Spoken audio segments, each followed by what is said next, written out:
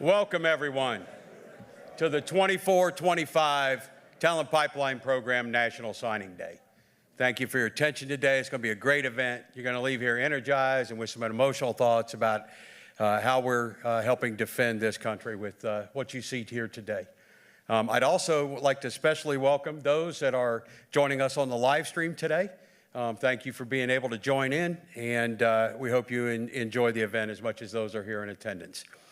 So please rise and remain standing for arrival of the official party, the presenting of the colors, and the singing of the national anthem by Senior Chief Musician Casey Campbell. Thank you.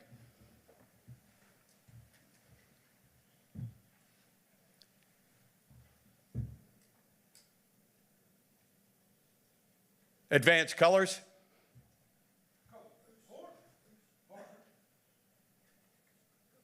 Sorry.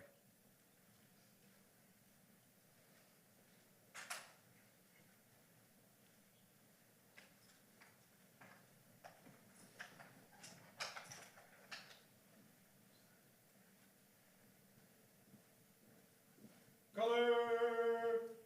Oh. Color. Present. On.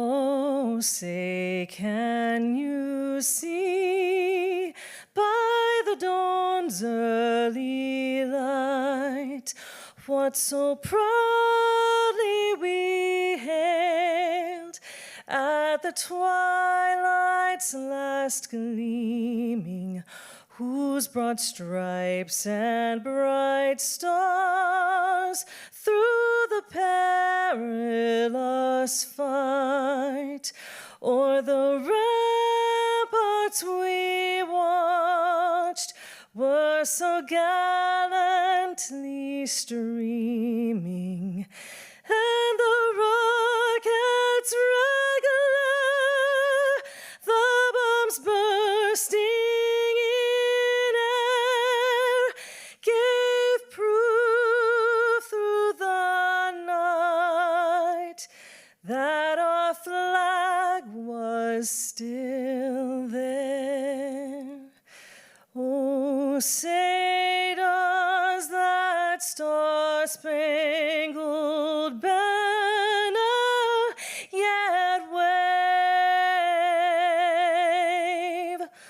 o'er the land of the free and the home of the brave?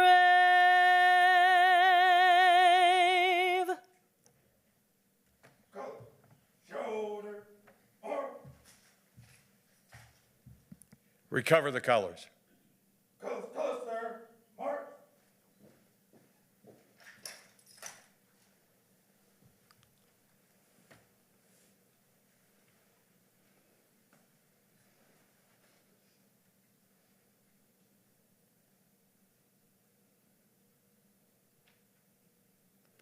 Thank you. You may be seated.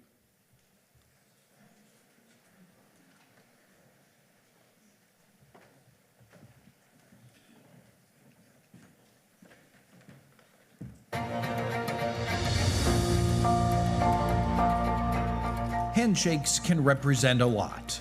Respect, strength, presence, honor. You can say the same things about U.S. Navy ships. And today, you'll see that one will lead to the other, and a whole lot of pride. My grandfather was in the Navy himself, so I'm hoping he's up there looking down at me making these parts and he's like proud of me. Across its flags, across the nation, the Talent Pipeline program is boldly helping employers grow the workforce the U.S. needs for naval dominance. We must rebuild our industrial base to maintain our national defense. You're doing that. This community is doing that. TPP is empowering companies with best practices to hire and retain people. This spans a range of different types and sizes of companies with all different needs, but we all share a need for good people. We're not just filling jobs, we're rebuilding the backbone of American manufacturing. And with TPP, the connections between industry and training are thriving. This initiative isn't about getting more boots and uniforms. It's about getting more people in our shipyards, more minds in our engineering labs, and more skilled talent where we need it most, in the industries that power our national security. But at its heart, TPP is lifting up people who can lift up a nation. To the employees, reach out to your family and friends. After you tell them about your new career with a good salary, great coworkers, awesome leadership, benefits, tell them about the mission. I've seen energizing goals and engaging accountability, workforce organization and teamwork management, metrics tracking and mission engagement, and the pride to complete our goals to the highest level of precision and manpower. That program and this company has taken me from being a kid that didn't know what he wanted to do with his life to a person who is ready to move on with my life and be an adult and work for a company that does really good stuff. I'm honored to be working so closely with the Navy. It's a privilege to be a part of their manufacturing process, to be a part of protecting my nation. Together, TPP, the Navy, companies, pipelines, and partners nationwide are building momentum with a new generation of tradespeople. Today marks the culmination of another year of progress, 6 regional signing days, and now a national recognition. On these days, on this day, shakes will lead to ships and security for us all.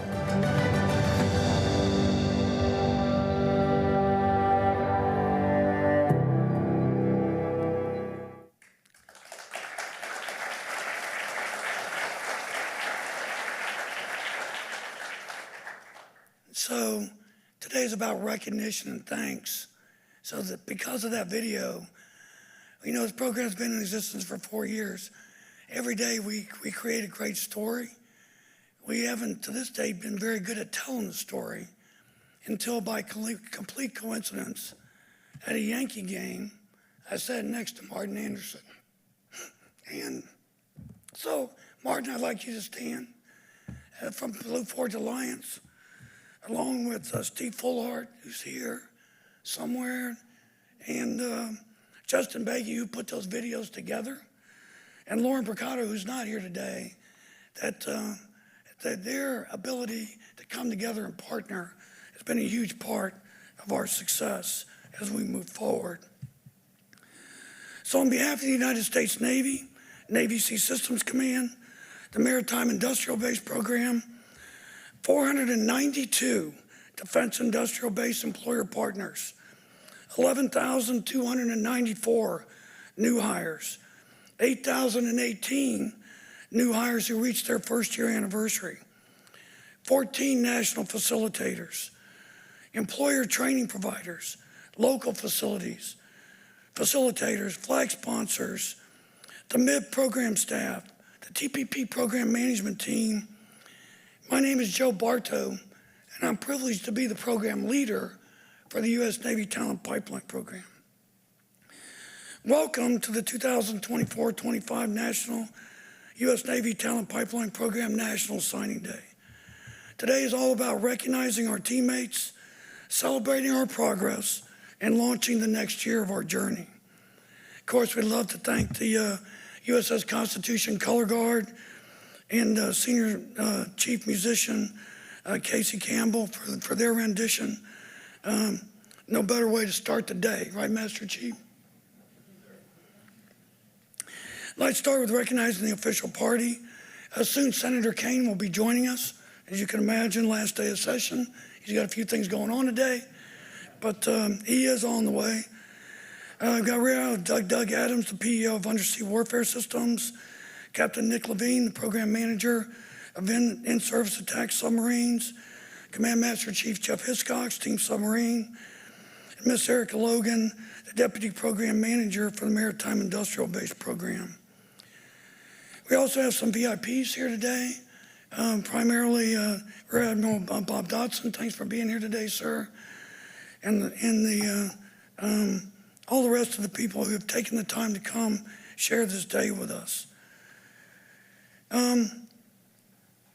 Since the 1st of April 2021, we've grown from a single signing day on the 24th of May 2022 in the Philadelphia region to 2025, where we have conducted signing days in Philly, Pittsburgh, Hampton Roads, New England, Long Island, Southern California, Fairbanks Morris, and Beloit, Wisconsin, Trident Maritime Systems in Rhinelander, Wisconsin, Leonardo DRS in St. Louis, Missouri, and the Non-Ferrous Founders Society in Chicago. Today, we will conduct our Enterprise Plus flag signing day to close out our 2024-25 program year as we continue the national rollout.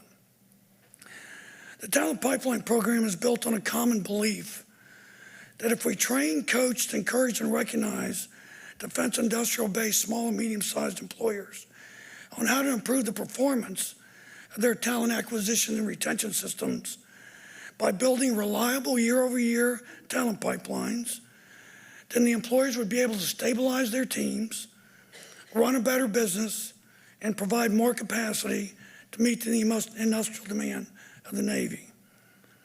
Today is about what a team can do when it has a common mission, with employers who own the problem, are data-driven, seek first to understand, then improve their T&R processes, challenge every excuse, or that is how we've always done it, and have the courage to lead.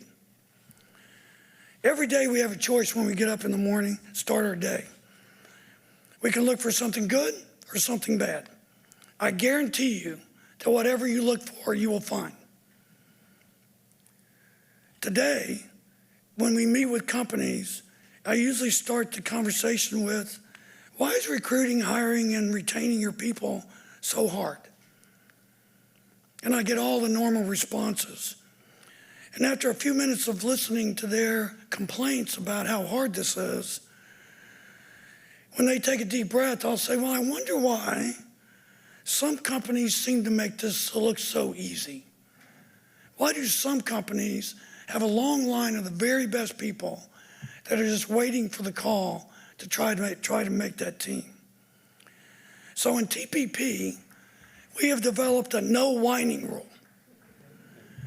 If you want to whine, you can do that on your own personal time somewhere else.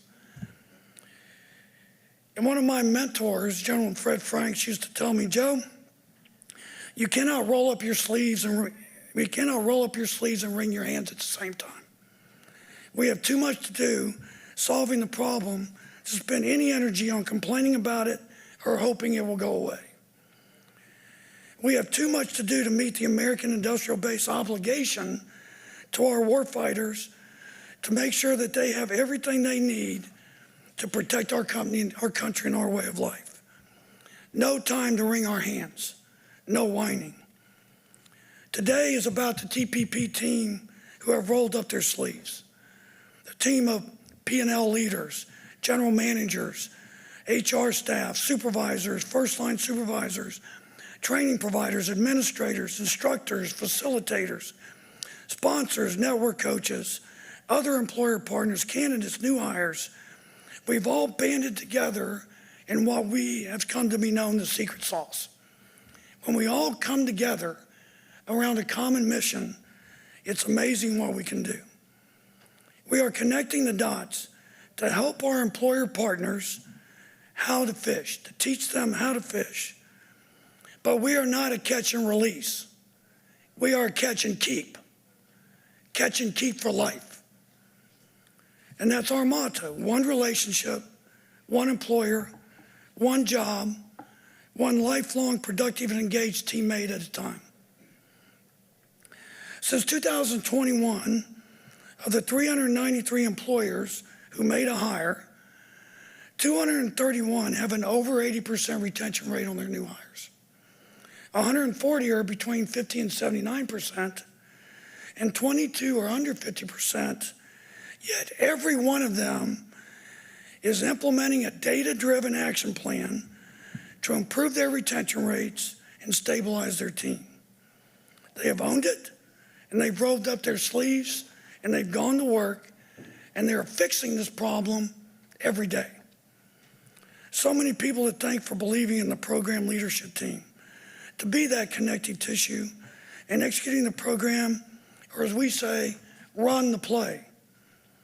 Matt Surman, Whitney Jones, Admiral Scott Papano, Matt Evans, Erica Logan, Command Master Chief Josh Sturgill, Command Master Chief Jeff Kickstop, who believed we could make this happen, trusted us to get it done, and then let us run, and leading this amazing team we will recognize and celebrate today.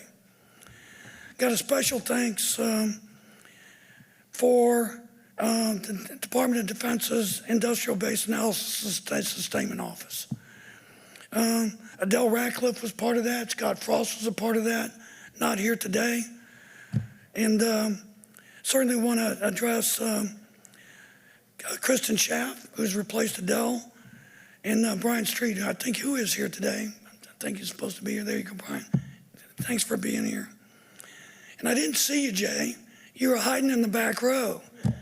We have Jay Stephanie here today, and when I heard he was coming, really an emotional thing. Sorry. Jay was at the first Philly signing day, and we didn't really know what Jay was going to say. And he stood up in the signing day, and we're going to do a national rollout. And everybody's like, oh my God, a national rollout. Well, Jay, thanks for being here today. And he was the first direct reporting program manager for the Maritime Industrial Base and the RD&A, so thanks for being here. The first people we're going to recognize are the national facilitators. These are the organizations that have decided to partner with us to give us a reach across the defense industrial base we didn't have. So what they agreed to as a part of our group is we have aligned missions, that they're willing to advocate with their membership, and then invite us to share, to get the word out about the program. We'd like to recognize them today, and if I could get the official party to join me in the center.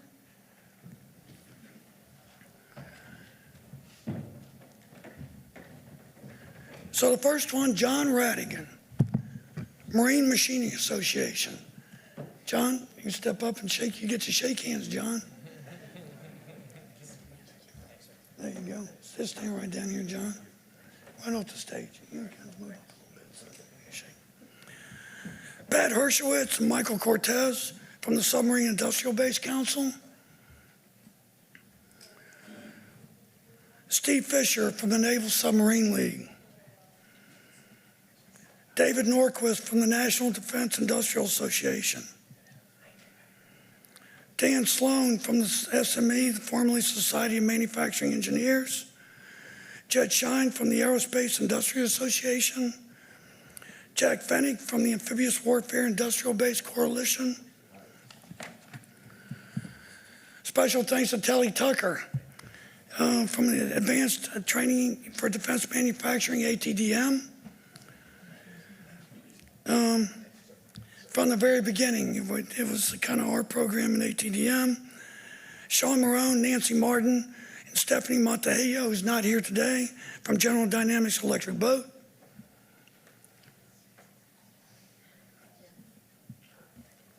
And I thought I saw Marissa Hodges. Marissa, are you here? From Newport News Shipbuilding.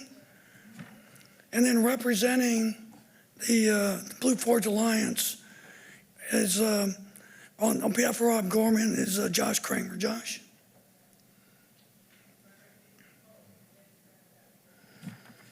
Those not present here today are Aircraft Carrier Industrial Base Coalition, the Shipbuilders Council of America. So I'd like to recognize all these people. Thank you for all your support. Now, we just move down this way. Move down this way.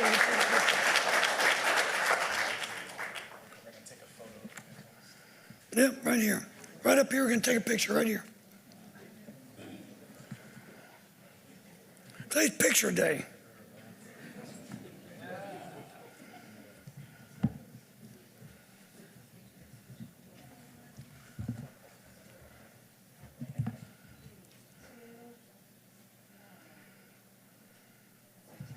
Thank you.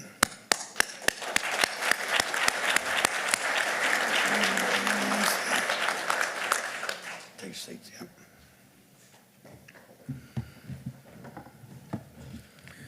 So every year we publish a yearbook. And later today, the yearbooks are going to be distributed by the flag leaders as your memento of the day. It's a reminder and reflection of the year.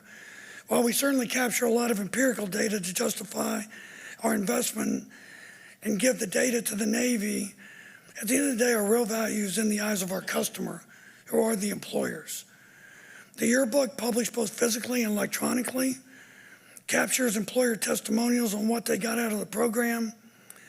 TPP is all about building mutually beneficial long-term relationships. And the yearbook is a physical demonstration of the power of that relationship and the team we've assembled. So when you leave, you can get your memento. Looks like this. Every one of the employers has given a testimonial on what this program has meant to their business. So when anybody asks you, what is the TPP program about? You hand them the book. That's what it's about. So for our first speaker, we want to recognize our employer partners. The TPP operational model is to crawl, walk, run. First, stabilize your team by building reliable year-over-year talent pipelines. Second, run a better business. That means you're beating your cost, schedule, quality, safety requirements. And then the third piece of that is what the Navy's really investing in, is to be able to access that excess capacity. As we enter the 5th year of the program, we now have employer partners every year that we've been able to select to be a model for this moving up to maturity model in the program. Every year we select an employer in every flight to become a best practice model. These employers agree to completely modernize their talent acquisition and retention systems by implementing all the tools. Today, we recognize Fairlead. Fairlead has been leading by example since the very first year when they joined the Philly flag, even while located in Portsmouth, Virginia. Then they became the founding partner as we stood up the Hampton Roads flag in 2022. Fairlead represents the best of American manufacturing. They have leveraged the TPP investment to check all 3 boxes on the maturity model. Today, they are representing all 452 employers in the program across the country, and I'm proud to invite to the podium Fairlead President Fred Pasquin and his Chief Growth Officer, Nate Aiken.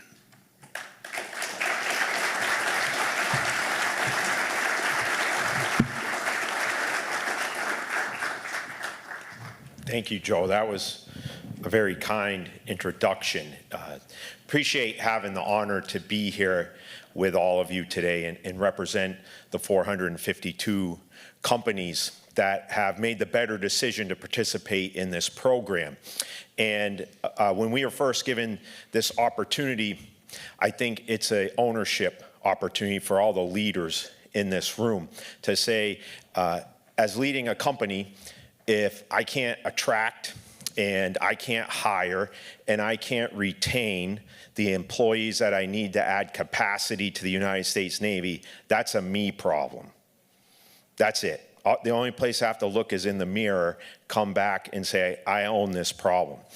And part of that ownership journey, those of us who have been on it, we see there's some things that are not intuitive, such as make it harder to apply for your company. Why would we do that? Because if you can't watch a 4-minute video to learn about our company, you're probably not going to be very good at welding on submarines, period. Probably not. And so just putting a little bit of that process sludge into determining who's going to fit and who's not going to fit, that's not intuitive. And there's a lot of things like that you just have to trust, enforce the leadership, own the problem, and get it done. And the second part is hire for fit. And one of the best people we hired in 2024 is a man behind me, Nate Aiken, our Vice President of Growth, and a great example of hiring for fit. And let him share with you what else this looks like. Thanks, Fred. It's very cool to have the opportunity to stand up here today and and see, even over the past 18 months, how this program has grown and matured in the time that I've been involved in it. And to see the friends, and I say friends wholeheartedly, that we've made as part of this program. And whether it's eating lobster in Bath, Maine, or watching NASCAR in Martinsville, or going to resort destinations like Livonia, Virginia for the world's greatest shock and vibe demonstration. You're welcome, Lauren.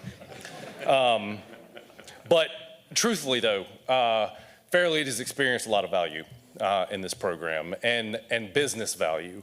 So I want to tell you that story today. As a founding company in the Virginia flag, we've been able to achieve double-digit growth. And we have, more importantly, we've expanded our contribution to the Navy's most strategically important programs. And we've been able to provide career opportunities to those Americans who believe in the safety and security of our great nation. And that's what this is all about. When we first engaged with the talent pipeline, our goal was simple.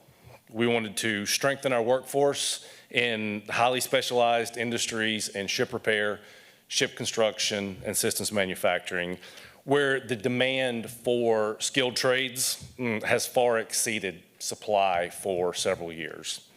What we've experienced since then, though, has been far more fulfilling than just filling job vacancies. We've been able to transform how we attract, retain, and develop our workforce. First and foremost, and probably most importantly, that the talent pipeline has allowed Fairlead to build a consistent Rolodex of skilled workers, whether that be welders, fitters, electricians, machinists, riggers, NDT technicians, quality inspectors, just to name a few, all of those that are contributing to the construction of platforms like Ford-class carriers and the Virginia and Columbia-class submarines. And many who have grown into leadership roles and advanced their technical proficiency in their skilled trade. This program not only allows the early identification of talent, but it also aligns retention efforts with real-world production and manufacturing needs. The outcome is a better onboarding experience with reduced time to achieving individual contribution, higher productivity, increased efficiency, and a workforce that is exponentially more engaged in meaningful work. Secondly, Talent Pipeline has made Fairlead a more resilient and adaptable business to the dynamic and constantly evolving talent marketplace. Over the past 4 years, we have faced challenges in increasing demand from prime shipbuilders, the introduction of new requirements and platforms, and emerging geopolitical challenges that are even greater as we stand here today, and shifting workforce demographics.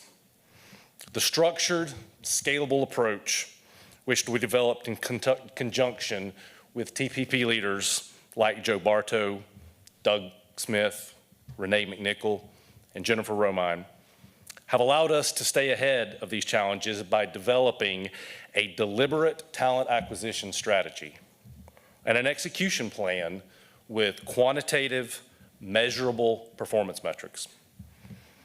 We've developed deeper relationships with local trade schools, workforce councils, and veterans programs, all contributing to the expansion of our talent acquisition pipeline and effectively diversifying our sourcing efforts to maximize connection with viable candidates.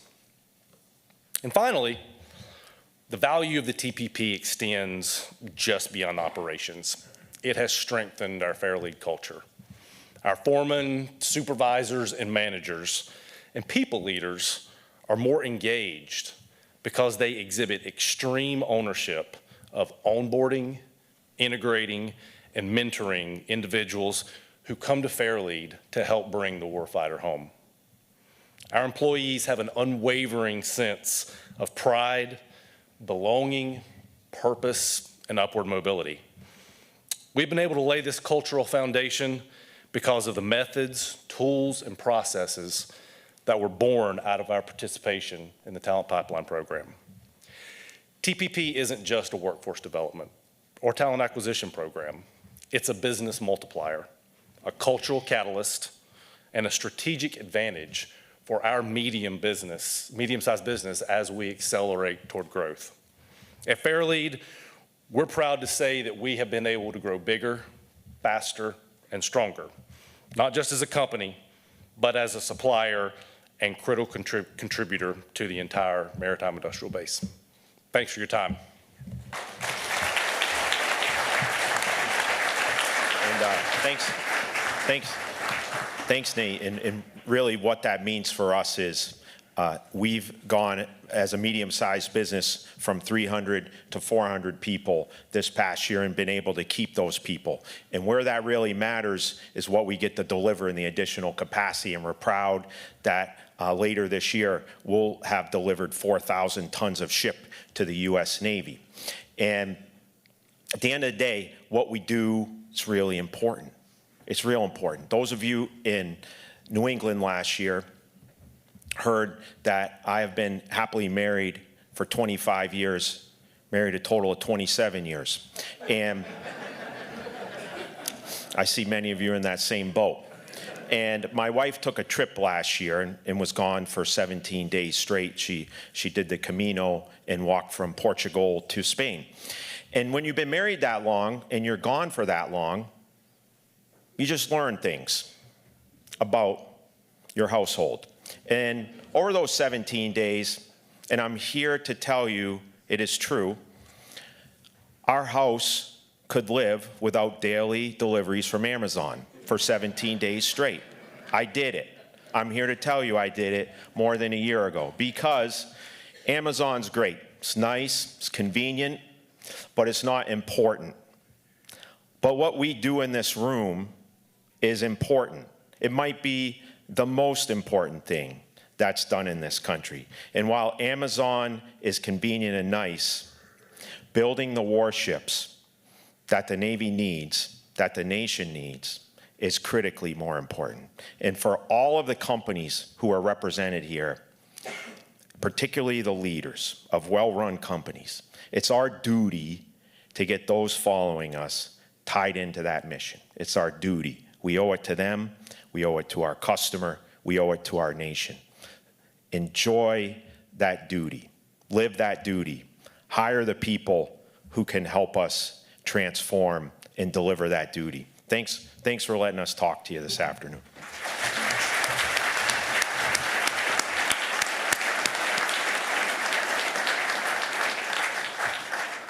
So as the master of ceremonies, I get to decide what the order is.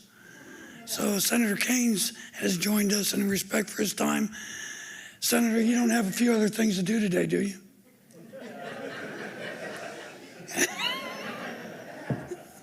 Thank you, sir. So we're going to skip to the new hire presentation. In every system, there's a critical path which drives the rest of the system's performance. The critical path this program is trying to empower is the relationship between the employer and the new hires. That is the definition of the pipeline. When you see it done correctly, it is almost magical. There's a shared mutual respect and shared trust between the new hire and the organization beginning its first contact. The talent acquisition retention system is a reflection of a mutual agreement that they believe in each other. It is the employer making a promise that if the candidate chooses them and wants to be on the team by showing up every day, ready to play, then the organization will cash that check with an intent that the new hire can spend the rest of their career as a lifelong productive and engaged teammate. It is about the employer not entering the recruiting market with "we need a welder, with 5 years experience. It is entering the market with, if you join our team, it will be the best decision of your life. Rhodes Industries in the Navy Philly Shipyard is one of those companies. To introduce the new hire speaker representing the 8,018 new hires who have reached their first year anniversary, please welcome Brian Callender, Senior Vice President for Operations, Rhodes Industries. Brian.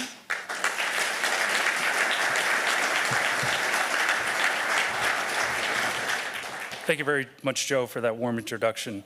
I'm Brian Callender, Senior Vice President of Operations and Programs at Rhodes Industries, located at the Philadelphia Navy Yard.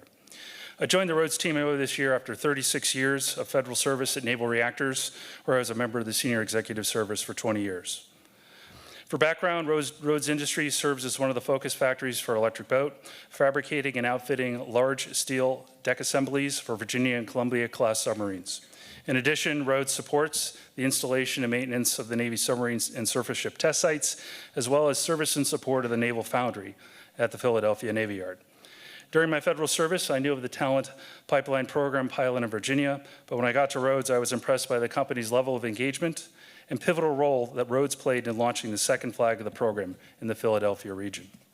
Our team has prioritized our engagement in this Talent Pipeline Program and champions annual outreach visits to over 15 welding, career, and technical education programs in the area. Through this extensive community engagement, Rhodes has established multiple hiring sources, recruited well over 300 skilled tradespeople since 2022, and continues to grow at a rapid pace. For perspective, our factory was dirt floors about 3 years ago, so we're moving pretty fast. That said, we most covet our in-house apprenticeship program, where we've been fortunate to handpick over 30 smart, energetic, and capable individuals. These young American apprentices represent some of the best talent America has to offer, and they want to be affiliated with something that really matters to our nation. Our job is to train them, challenge them to grow beyond their comfort zone, and give them the assurance of a fulfilling career. Our goal is to have a stable, highly capable, and extremely motivated workforce that can help deliver the production demand that the Navy needs today and tomorrow. We are well on our way and determined to meet this challenge as a company. As a family-owned business going back almost 130 years, our reputation as a company that can get the hard job done resonates with every employee we have. Boots Olson is one of our top apprentices who understands what it means to work hard. She comes to work every day determined to exceed expectations. She is already an exceptional contributor on the shop floor and grows more valuable every day as she expands her skills and abilities. As a Rhodes apprentice, Boots has gone beyond the requirements of our apprentice program by quickly earning several commercial American Welding Society certificates and obtaining numerous mil-spec welding qualifications. She has done so well on all forms of structural welding to date that we will be qualifying her next for pipe welding, something we only allow our best welders to do.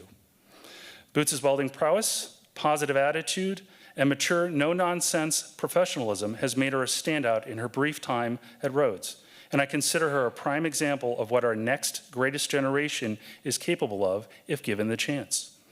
So now please join me in giving a warm welcome to my esteemed colleague and welding all-star, Boots Olson.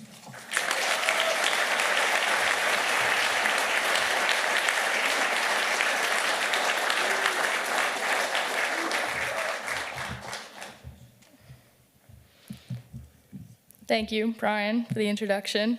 I'm going to go ahead and jump right into my speech. Most girls that I knew growing up wanted to be ballerinas, teachers, nurses, the typically more traditional girl jobs. Clearly, I missed the memo. Growing up, I always knew that I wanted to work with my hands. I come from a blue-collar background, with my dad being a union roofer and my sisters working various hands-on jobs throughout the years. My path into welding was not predetermined. Going into high school, I knew that I didn't want to pursue a higher college education, so I started looking for other options. My senior year, I applied to VOTEC for welding and got accepted in. Going into the welding VOTEC my senior year meant that I was already behind, since most of the other kids had already had 2 to 3 years of experience already. So I spent my senior year working my hardest to try and catch up. fall of 2022, Steve Catherman, the Director of Fabrication and Training at Rhodes Industries, came to my VOTEC school to tell us about Rhodes Industries Apprenticeship Program. I was terrified. All of his mention of the Navy, the government, and the submarine programs seemed so intimidating to someone with such little experience. I was just getting ready to start life and my career, and it seemed like an impossible challenge. It took some convincing from my VOTEC teacher, Dustin Trumbore, and supportive folks around me to push that fear down and apply. I was so nervous for my interview that I may have showed up 3 hours early and watched the Yvonne videos in the parking lot. But I went into the interview prepped and confident, and I got the job. My first day of Rhodes was a month after high school graduation. Day one, I jumped right into trying to figure out what the job was all about, how I would fit in, and how this career would take shape. Right in the door, Steve Catherman himself tells you to forget everything you know about welding. Sorry. The Rhodes training team breaks you down to build you back up. Everything that you do is scrutinized, and rightly so. We are welding on structural steel components for the U.S. Navy submarines. Sorry about that. Some days, I regret not choosing a stethoscope over a welding hood.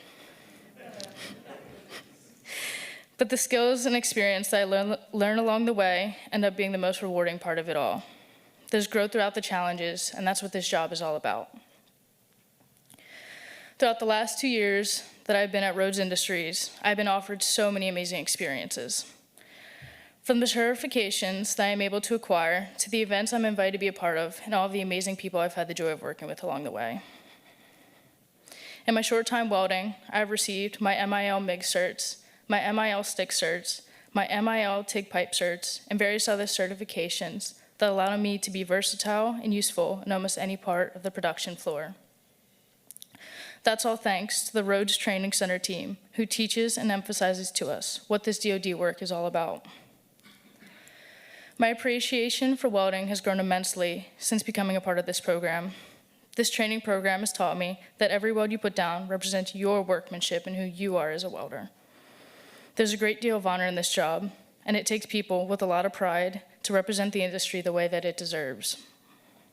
Don't get me wrong, though, this job isn't for the weak. Nothing they teach you will prepare you for how hard it is to get up every day and do this kind of work. But at the end of the day is one of the most rewarding careers that you could choose. So good luck to you all, and I look forward to seeing so many more lost kids like me make something out of themselves with the help of this program and the people that show up every day to make it happen. Thank you.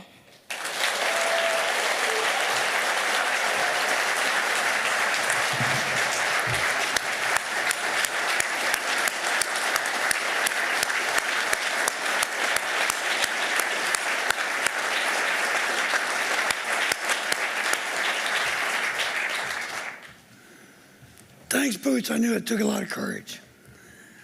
You know, I've, today, whenever you hear people say the young people are no good, they don't want to come to work, they don't want to do the rest of it, you ought to actually go meet one of them sometime. They will blow you away. I contend our young people today are 100 times more talented than we were. Now, they're a little bit different, but that's what they said I was in 1973. Graduated from high school, long hair, dope smoking, no good, won't do anything. These young people today have more skills and more talent if we can just take the time to activate that. That is the power of America's generation, as mentioned earlier. Again, we're going to take a quick kind of segue to introduce Senator Kaine.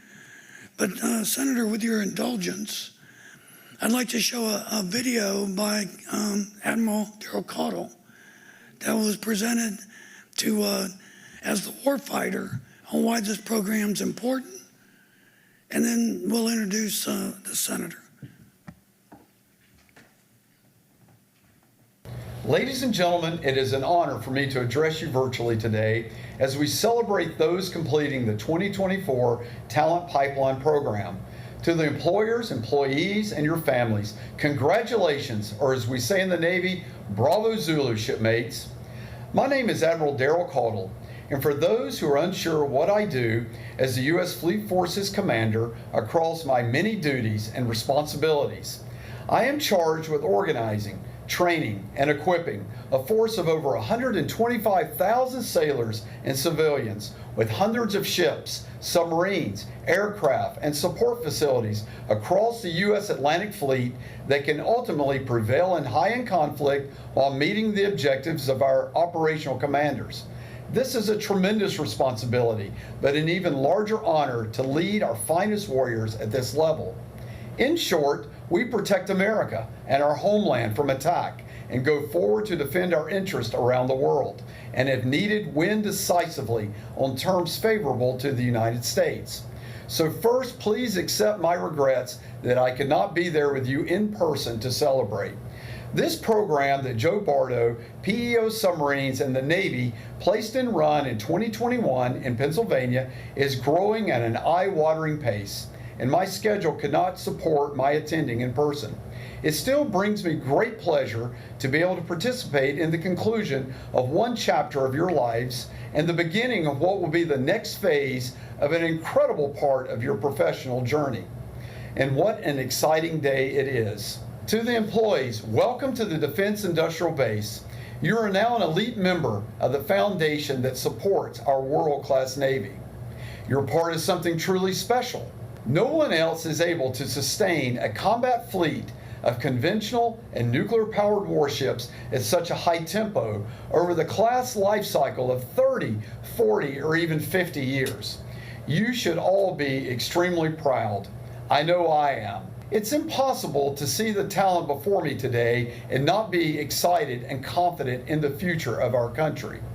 That is why I had to be part of this day, to take the opportunity to share the need for industry and the Navy to cooperate and partner to improve fleet maintenance so we can sustain forces forward during a high-end fight.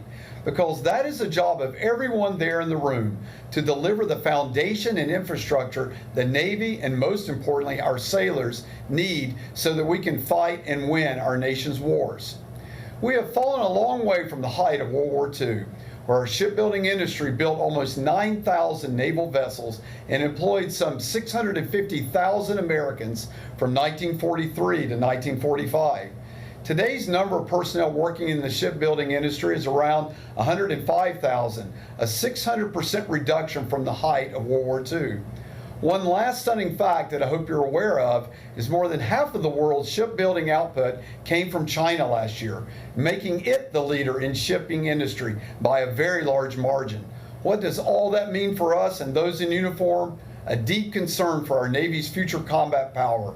Without the help and commitment from extraordinary patriots and professionals like yourself, the idea of being something bigger than just a job, but service to your nation.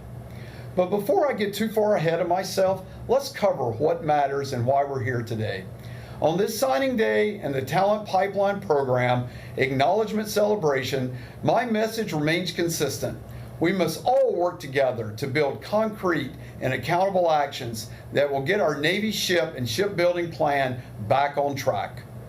This initiative will ultimately allow fleet and type commanders to generate the forces needed to be ready, on station, and a force standing at the ready to surge and support contingency operations.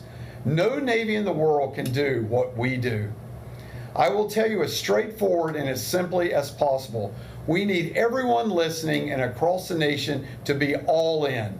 Not only the ship and submarine building and repair industry, but the defense industrial base writ large. So celebrate today's occasion because it is certainly an achievement worth enjoying. And I challenge you to continue to aggressively pursue excellence by becoming a master craftsman of the highest order. Put your personal touch on each ship you build, each part you fabricate, and each component you repair, and be proud.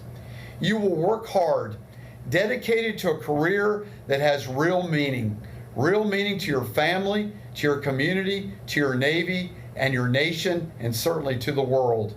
After all, when you see your ships doing great things like the Eisenhower Carrier Strike Group, who's out there right now, you will have the privilege of telling yourself, your loved ones, and everyone you know, I did that. I help make my country safe and secure today. I do it every day. Thank you and congratulations, shipmates.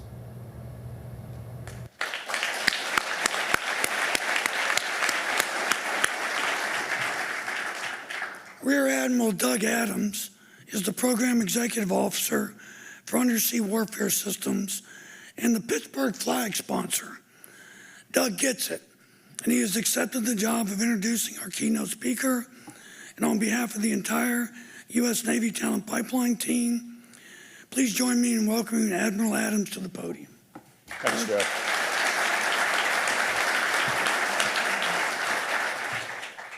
Thanks, everyone. I'll be very brief today to get Senator Kaine up here, who you probably really want to hear. I'd like to say thanks for everybody for being here in person. Thanks to those who are live streaming this as well or watch this later. And I really do want to say thank you to all the industrial partners who are out there.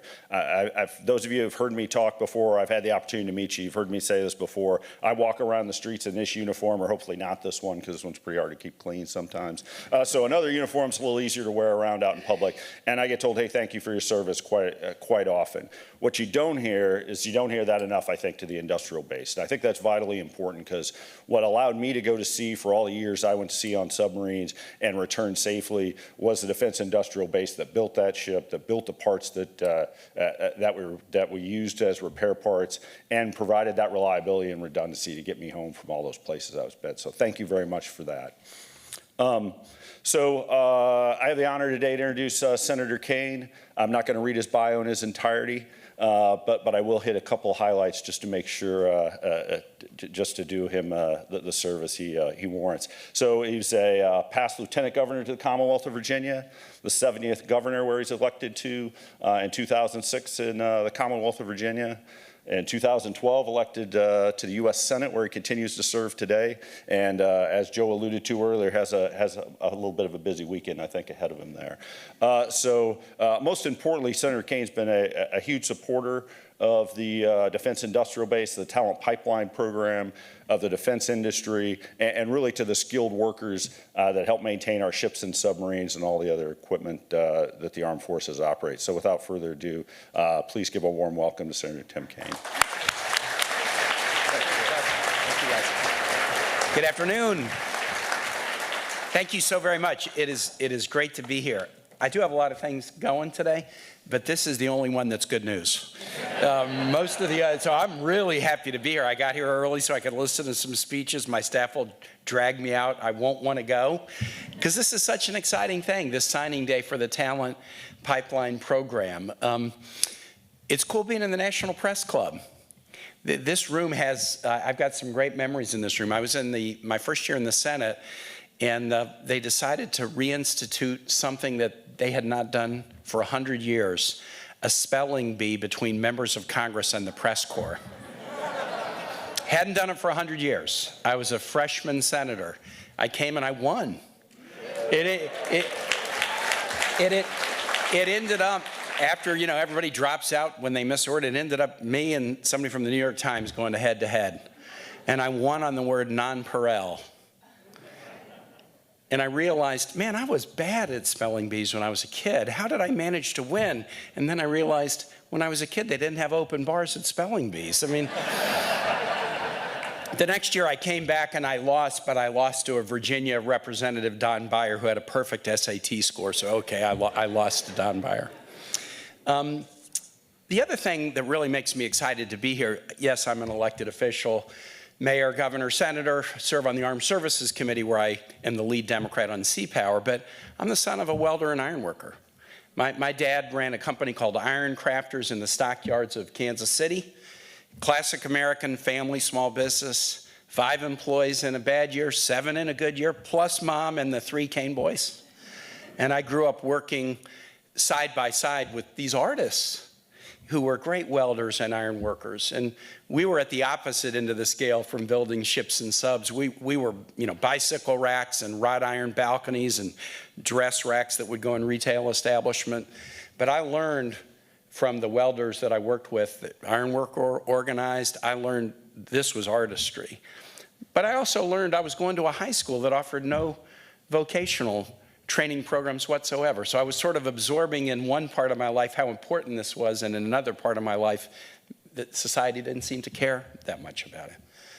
I took a year off in the middle of law school to work as a missionary in Honduras with Jesuit missionaries there, and I ran a school that taught kids to be welders and carpenters. As far as I know, I'm the only senator who was the principal of a vocational school. When I started, there were 15 kids. When I left, there were 75. I go back and visit. There are now 500 kids at the Instituto Técnico Loyola in El Progreso, Honduras. And that experience, just like growing up in my dad's shop, really taught me the power of high-quality career and technical education and the need that we have in society for people like Boots and others who are here to do this work, and it's so important. One of the things that I think the Talent Pipeline program and you all are doing that's really important, you're making this cool again. You're making this cool again.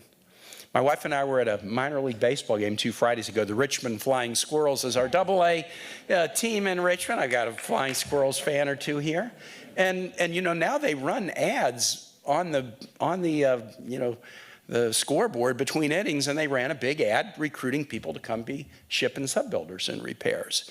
It's getting to be cool again. There was an ad during the Super Bowl about this. And this is part of what we need to do. We need to celebrate the talent and make people realize how very, very important it is.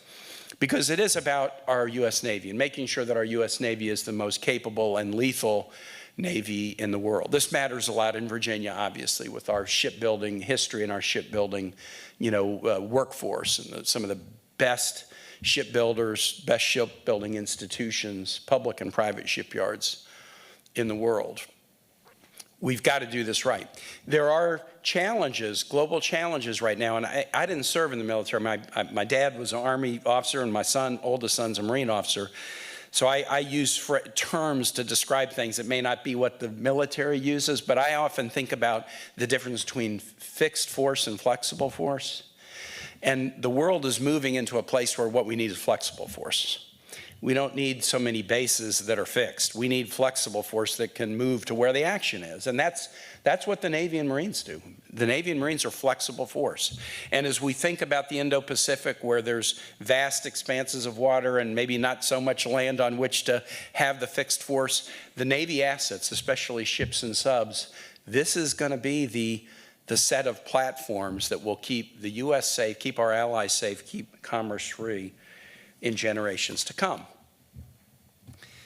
We have a lot of challenges. The challenge that I'm the most concerned about is the one that the Talent Pipeline program is designed to address, which is challenges in workforce. I did not know the statistic that Admiral Codle mentioned. I'm going to use it from 650,000 to about 110,000.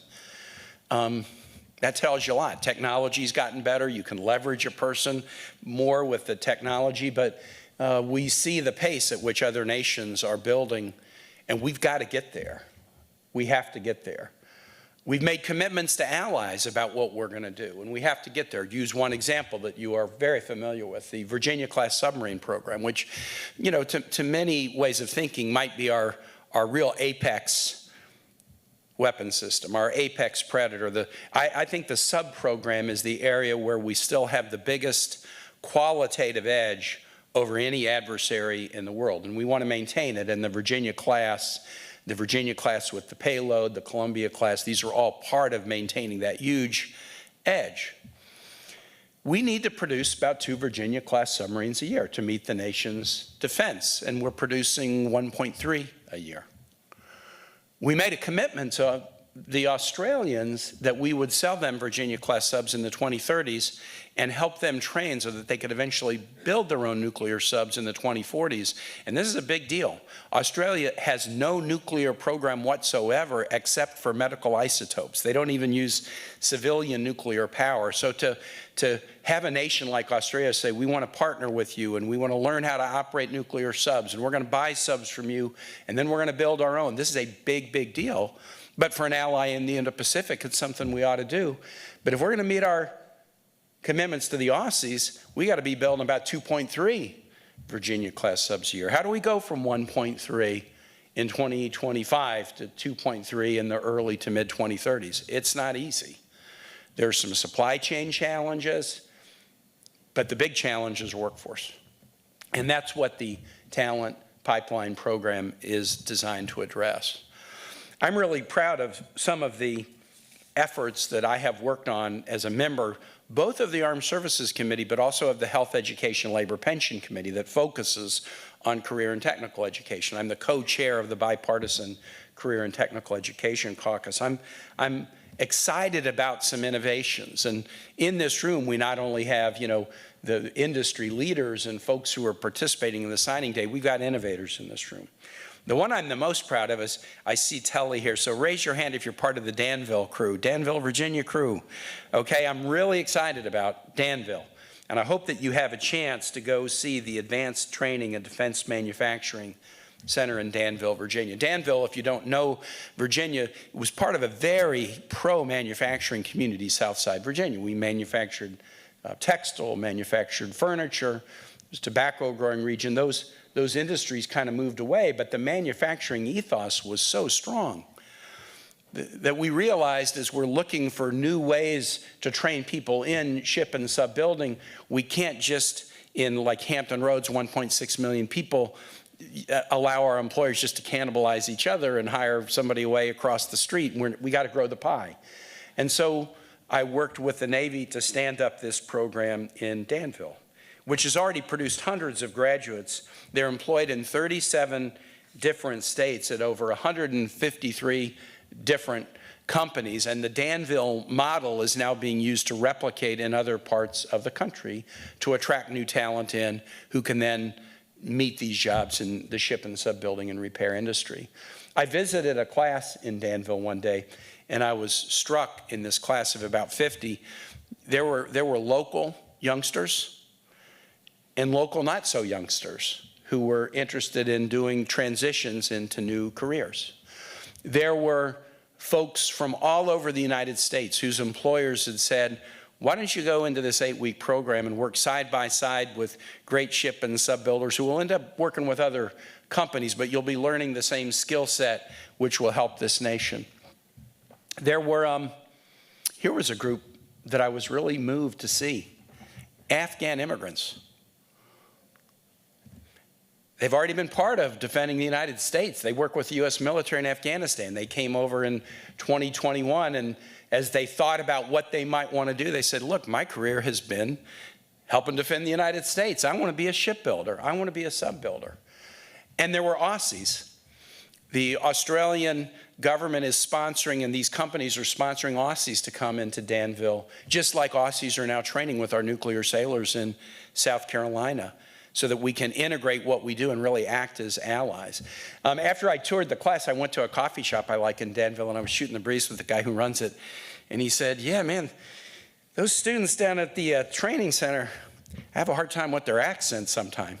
And I said, yeah, those Afghans, it can be hard. He said, I'm not talking about the Afghans, I'm talking about the Aussies. But what a great thing it was to see these shipbuilders and sub-builders of tomorrow learning the state-of-the-art technique right there, and we need to do more of it. I am excited about the current leadership of the Navy. If you've focused on, Admiral Codle has been somebody I've worked with very, very closely for a number of years, and he's the right guy to be in that position right now. But the Secretary of the Navy, John Phelan, is a little bit of an unusual guy. If you haven't met him, he comes from private industry more than the military side, but in private industry has been an investor in shipyards and ports. The Pentagon now has a number of people that I would kind of call like turnaround specialists. Steve Feinberg, who's the Deputy Secretary of Defense, again, comes into it from like the private equity investment side, but he's had a lot of experience investing in defense technologies, including in Navy technologies.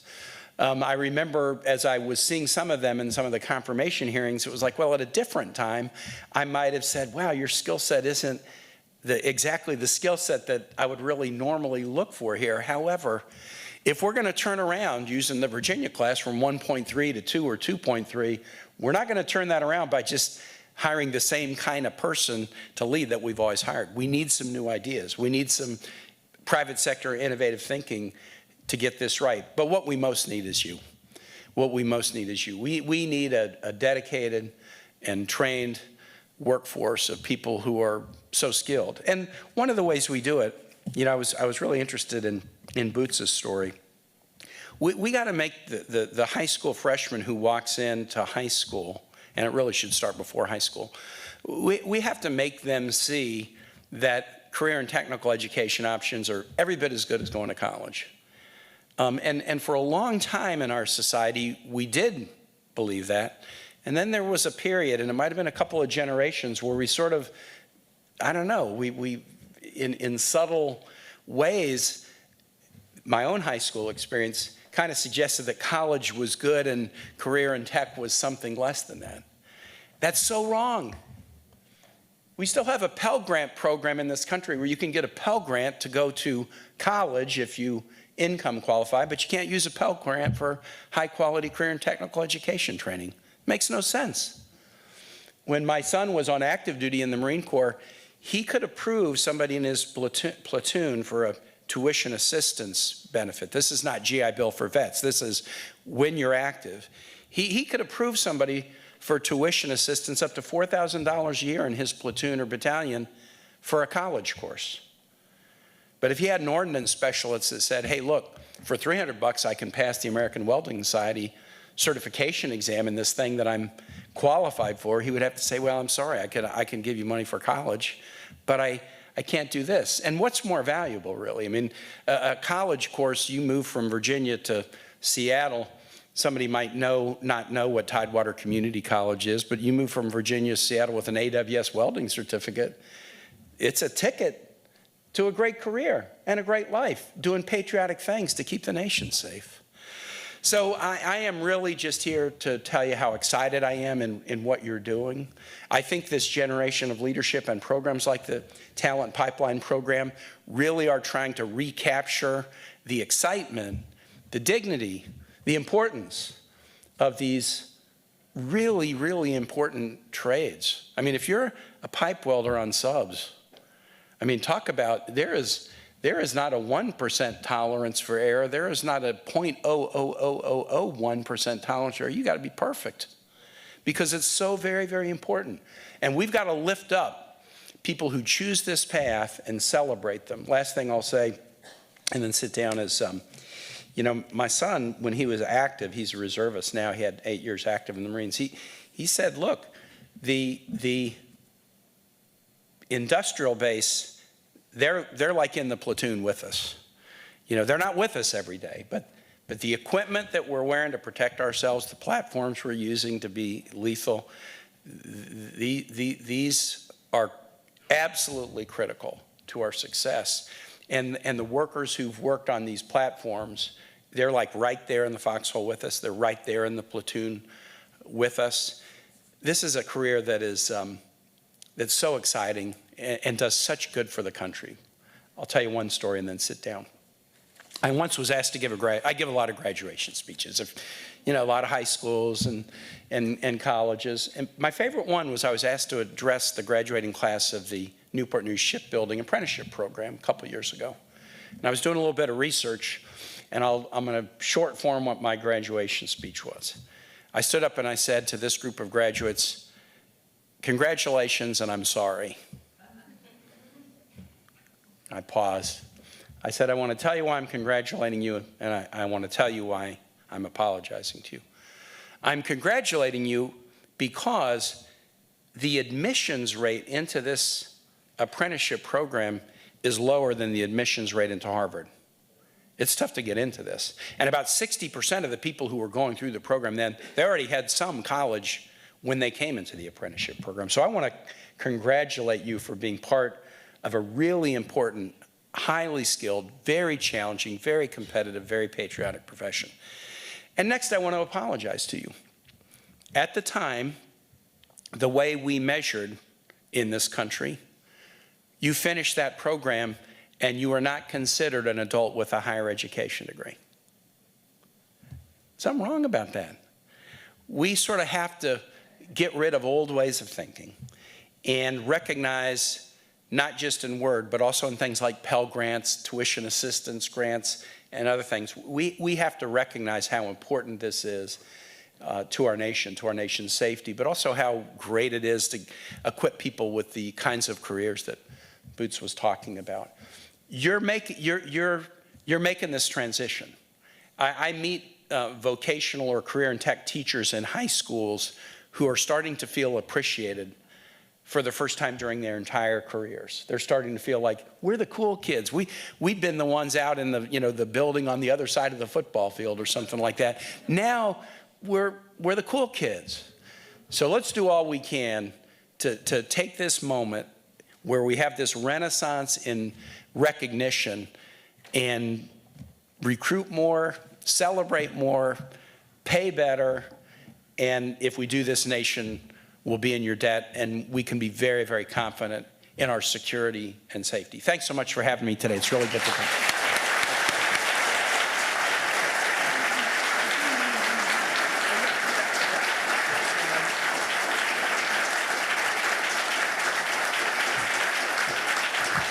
So thank you, Senator Kaine. We'd like to present you a little memento of your coming over today. We said earlier before you came that every year we put together a yearbook. There are 452 employers that believe what you just talked about. And in this yearbook, each of them has a testimonial on what your investment in this program has meant to them. So we'd like you to take this, and whenever they ask what does the TPP do, you can just hand them the book. All right, there we go. Thank you.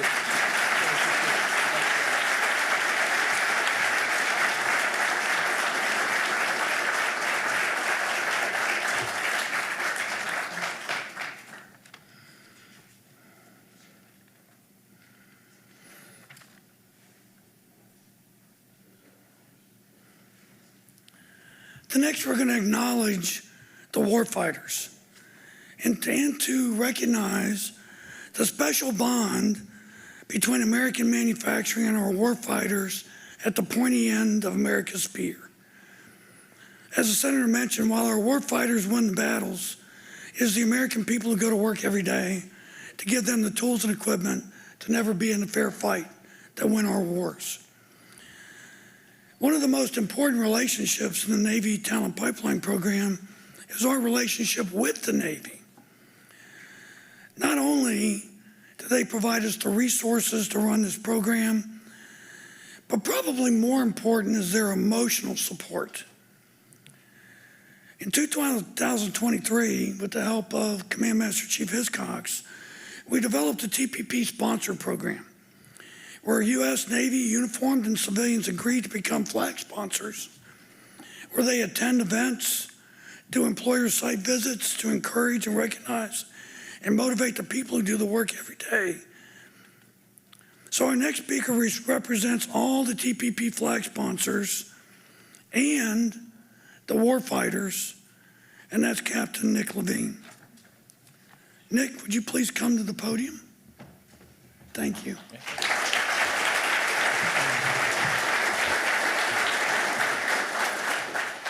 Senator is going to be a tough act to follow, I think. So, and you told me I can't whine.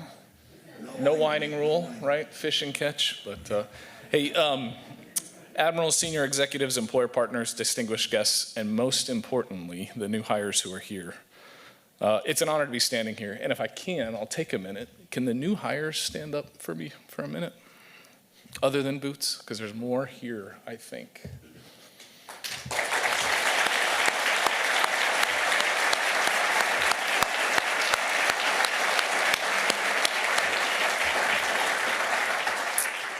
Here's kind of my message to you. You're few in number here, but you're part of a much, much larger network. 452, right? And we need you. We are not meeting our readiness goals. I'm not. Hence an email I got this morning, right? From the people that have been talking. We're not there, and we need you. So what you're about to do matters. And I will tell a story a little bit tongue-in-cheek, but it matters. So thank you, and it will pay dividends. So here we go. We're trained to draw insight from intelligence, technology, and lessons that are rooted in history. Today I want to draw your attention to a different kind of teacher, one that swims across coral reefs executing complex maneuvers without radars, radio, or sonar. I'm talking about a gold saddle goatfish. Not a goldfish. I just finished watching Ted Lasso again. Not a goldfish. Gold saddle goatfish. Now, it may be strange to compare the Navy operations to a small reef-dwelling fish, even though you will discover them snorkeling in Hawaii. My wife gave me a hard time because she wanted me to admit that I had never seen one, and I've never seen one, but you can see them snorkeling in Hawaii. But if you look deeper, what you'll find is this unassuming goatfish thrives by very similar principles to the Navy, the TPP, and the program which we're supporting. So let's explore the gold saddle goatfish. And this is going to require some participation. Lesson one. All right. The gold saddle goatfish is built for the littoral zone. It's the area where the land meets the sea. It's very unpredictable. It uses highly sensitive barbells. Barbells are like whiskers on a cat, to detect what others cannot. Signals hidden beneath the sand and stone. It doesn't just swim through the environment, it reads it, interprets it, and adapts in real time. The modern Navy doesn't just dominate in blue water. We operate in shallow, complex, congested zones, from anti-submarine warfare to mine countermeasures. Our edge comes from situational awareness. Like the goldfish, we must sense what lies beneath the surface, both physically and strategically, and respond with precision. Lesson one, read, interpret, and adapt. Lesson, the goldfish doesn't announce its presence. It operates with low signature and maximum effect. Selective in its movements, careful with its energy, decisive in its strikes. This reflects the modern naval operations in the information age. We are no longer defined by our raw size or the amount of noise we make. The threats we face, cyber, unmanned, electronic, they require us to be stealthy, smart, and agile. In the Pacific or the Gulf, off the Horn of Africa, or in the Arctic, we must always consider how we project power without becoming a target ourselves. Lesson two, no longer defined by our size or the noise that we make. Listen. All right, the reef is no paradise. If you swim and you get pushed into the reef, it will cut you up worse than anything you've ever seen, for those that have been. It's competitive, congested, and dangerous, yet the gold saddle goatfish survives because it adapts, remains alert, and never loses its tactical edge.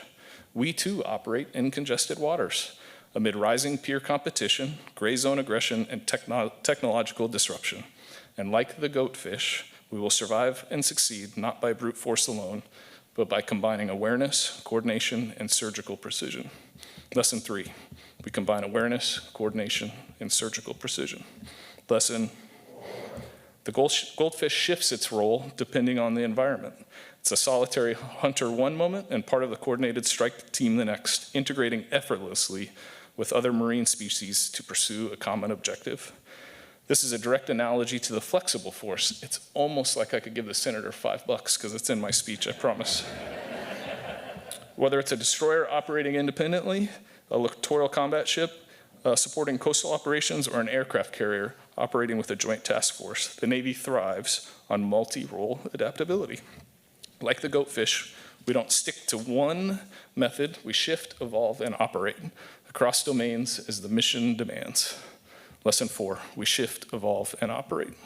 Lesson, the gold saddle goatfish often teams up with species like triggerfish and groupers, each exploiting a different strength. One stirs the sand, the other blocks the exit route, and the goatfish strikes the target. No wasted motion, no confusion, just results.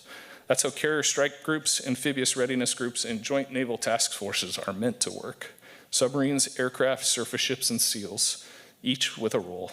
Each role dependent on the others. Integration isn't a luxury, it's our doctrine. When every element knows its purpose and executes with unity, the sea becomes ours. Lesson five, integration isn't a luxury, it's our doctrine. The gold saddle goatfish is quiet, efficient, adaptive, and exhibits teaming behavior. It's a mirror of the Navy and the talent pipeline program. And what truly sets this fish apart is it doesn't swim in schools. So here's the story. You see minnows, right? They're all next to each other, kind of like in formation. They swim together. The goatfish behaves a little differently. When it senses a larger predator coming around, the goatfish will actually combine forces, and they actually swim in formation that looks like a bigger fish. And I'm serious. So they sense each other, and you'll see like one in the front, and then it becomes two, and then four, and then it tapers in the end. So when you're farther away and you're looking at them, they look like a bigger fish. It's exactly what this group of people is doing. We're joining forces, and we're swimming together in the right formation to make us look big and strong like we are. In this vast, unpredictable theater of the ocean, survival and victory belong not to the loudest force, but the most intelligent, coordinated, and disciplined one. The need for this program, I cannot emphasize enough. We are being outpaced, outbuilt by our adversaries. We need you. We need you. So thank you all for your dedication to the Navy. The products, services, organizations, companies, partnerships, all that you do provides sailors like me and those sitting next to me the opportunity to go to sea with equipment that we know that works, keeps us safe, and allows us to strike when it's needed. So in my program office, this is how we end meetings. So this is my get off the stage moment. Our motto is fit to fight. In-service attack submarines, my job is to keep them fit to fight all the time. And when I end my meetings, I say fit to fight, and my whole team responds with day and night. Day and night, you ready? Fit to fight. Day and night. Thank you.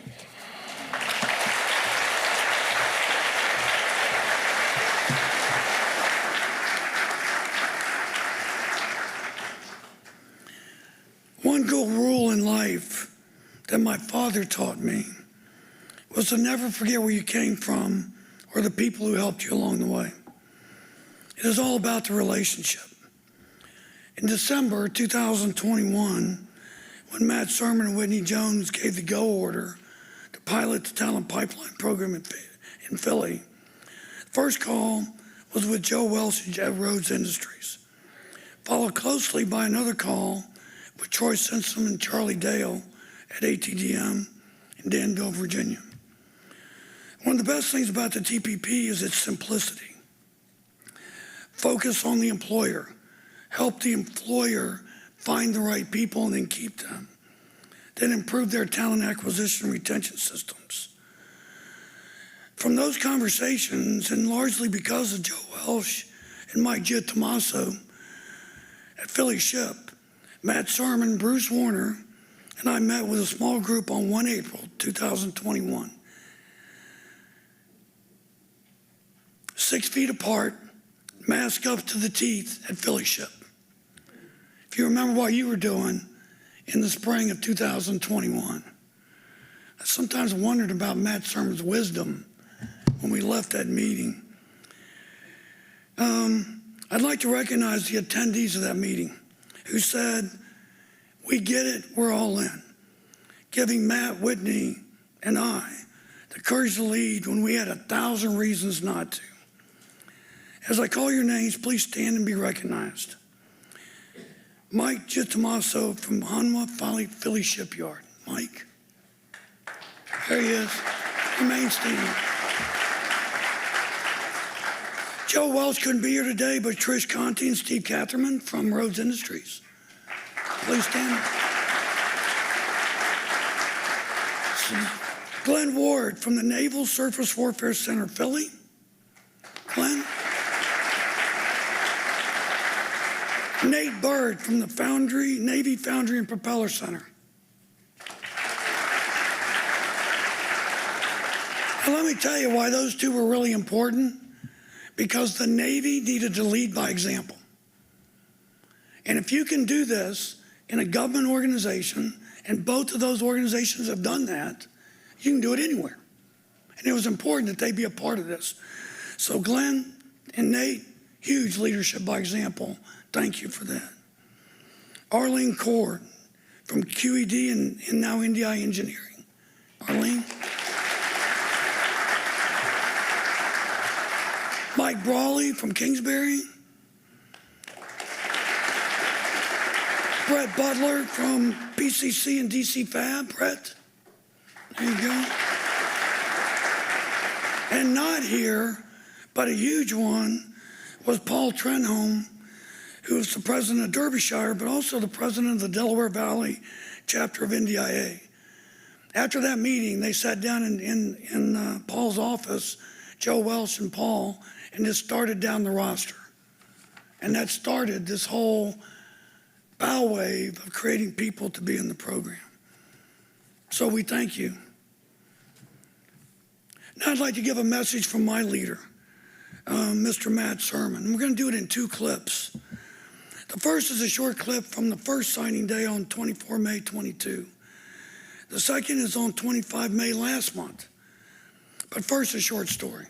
So can I get my picture of Matt Surman? So, for those that don't know Matt has a really interesting relationship with Philly. He loves Philly. He hates Philly sports. So every time he talked in Philly, the first 5 minutes would be going after Philly sports. So at this signing day, Rhodes Industries presented him a hat of the Philadelphia Eagles for winning the Super Bowl. Matt kept that hat on for like 15 seconds before it became radioactive. But that's all part of the fun of the program too. So without further ado, my leader, Mr. Matt Surman.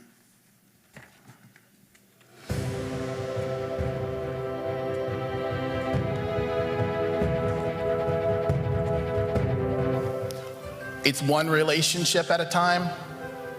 It's one understanding of what our need is at a time. It's one understanding of what our challenge is at a time, and then figuring out how we work our way through it. There's no magic button. It's working our way through it, because it's been incredibly impressive right from the beginning. From the first time we had a formal event here, I was blown away by how eager industry team you were to get the right people in the right jobs with the right skill sets. And it's this pilot program, it's this program that we're gonna go sustain. It's these partnerships that we've built, that we will continue to build. It's this model that will lead the way.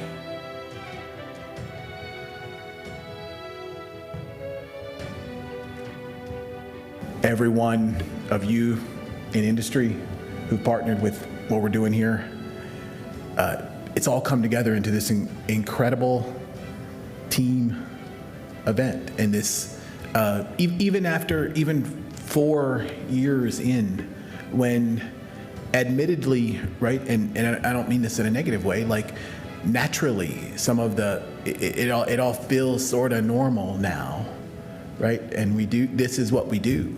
And we go through a cycle and we bring in these awesome, talented, motivated workforce members who are growing a career, dedicated to their families, dedicated to their communities, dedicated to their own personal growth, and bluntly and frankly, dedicated to their nation, doing something that's incredibly important for their nation. And we just go about that business. And other communities across the nation are doing it now too. It started here. And you'll notice from past years, we talked pretty much exclusively about submarines. It's more than that now. We have purposely, because of successes like this one and other places, it is purposefully have been taken on by the nation at the leadership level, across parties, across Congress. It rings out that we must rebuild our industrial base to maintain our national defense. You're doing that. This community is doing that. I'm grateful to be part of it. I'm grateful for the work you're doing and the work you're going to do. The numbers, though, the numbers are eye-watering. Over 4,000, almost 5,000 across the talent pipeline programs in the nation this year. 863 here. A constantly improving retention rate. We're doing something right. And to be honest, I didn't invent this program. This TMG team and Joe did, and it's paying great dividends. And it's great to see it again in, I'll call it steady state, right?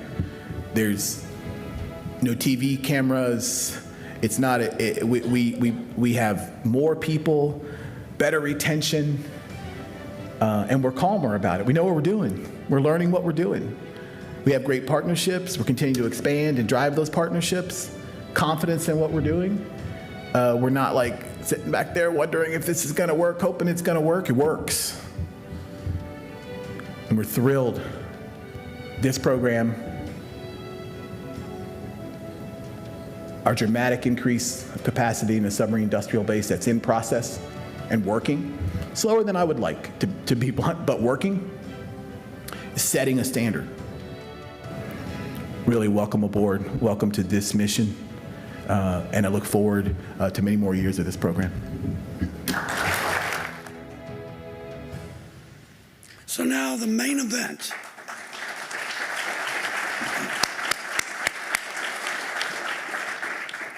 So now the main event.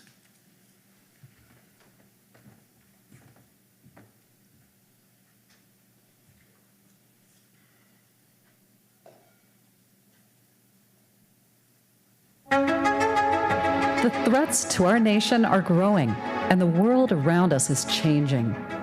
Our competitors are building stronger forces to challenge us.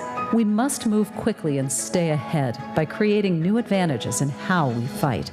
Tomorrow's battlefield will be incredibly challenging and complex. We will put more players on the field, platforms that are ready with the right capabilities, weapons, sustainment, and people with the right skills, tools, and training. There is a special bond between our warriors and American manufacturing. While our warfighters win our battles, American manufacturing will win the wars and drive deterrence. So our potential enemies know that today is not the day they want to pick a fight with the most powerful nation on earth. The best companies know that getting their people processes right is driving their business performance every day. When they own their people challenge, amazing things happen. They drive down their labor costs, increase productivity, and run a better business and provide more capacity for the Navy to meet its ever-increasing demand. The U.S. Navy Talent Pipeline Program is a central part of this solution set. It's a structured approach that helps small and medium-sized defense industrial-based manufacturers recapitalize their workforce through recruiting, hiring, training, and retaining skilled workforce members with critical skills as productive and engaged employees. They hire for fit, train for skill, and retain for life. PCC was involved with the Talent Pipeline program from the very beginning, and we saw very early on how important this could be for suppliers like ourselves in the challenges that we faced in workforce development and rising to meet the demand that the Navy faces today. For us, one of the big benefits of this program has taken a holistic approach to hiring and recruiting. If you're a supplier to the maritime industrial base today and you're not participating in the program, you're really missing out on a great opportunity. These programs that are being established are making a difference. The stronger we are together collectively as an industrial base, the better off we're going to be to overcome these challenges that we're facing as a country. When we first got involved in the program, it was actually perfect timing for us because when we looked at our workforce and we saw a pretty big bubble of employees that were within 5 to 10 to 12 years of retirement. What we weren't seeing was the number of qualified candidates coming out of tech schools and vo-tech programs. And we knew we had to do something different than we were doing before. One of the first things we did, we got to sit through a talent acquisition and retention session. What that program did for us was really drilling into us that hiring is not an HR problem. Hiring is everyone's job. And quite frankly, recruiting and retention went from being a pretty big problem to, I think, a competitive advantage. First, the tools that are offered by the Talent Pipeline program have been very, very useful to us. Whether it's recruiting, hiring, onboarding our people, it's been fabulous. We've utilized that a lot. Throughout the 3 years we've been involved with TPP, we've onboarded about 34 people, and our retention rate of those people has been just about 90%. So big improvement from where we were prior to TPP, and we're excited about that and the benefits that it's given us. So I think one of the reasons that this program is so important is that we all want to be a part of something. We all want to know that what we're doing makes a difference. And so we know that our products are what helps enable applications in critical defense applications. It just makes you feel better about what you're doing. But what the Talent Pipeline program has done has brought us all together so that we are all working together for this common cause, which is to make sure that we have a strong defense industrial base. Because without that industrial base, we wouldn't be able to win the fight. Well, as a United States Marine Corps veteran, I'm very proud of what I do here. I love what I do. We power America, we power the naval fleet, and it's really rewarding work. Since 2021, the Talent Pipeline program has helped defense industrial base manufacturers across America build engaged and productive teams that are creating the capacity needed to accelerate getting more players on the field for our U.S. Navy. More ships, more submarines, more aircraft, more munitions, more of everything they need to have an overwhelming advantage. More of everything they need to never be in a fair fight. What began in the Philadelphia region has grown to Pittsburgh, Hampton Roads, Boston, Long Island, Southern California, and now in a national rollout where we can help any employer across the entire United States. Join the fight. Become a partner in the U.S. Navy Talent Pipeline program today and help build the defense industrial base workforce of tomorrow. One team, one fight. One team, one fight. One team, one fight. One team, one fight. One team, one fight. One team, one fight. We're on a mission. One relationship, one employer, one job, one lifelong, productive, engaged teammate at a time.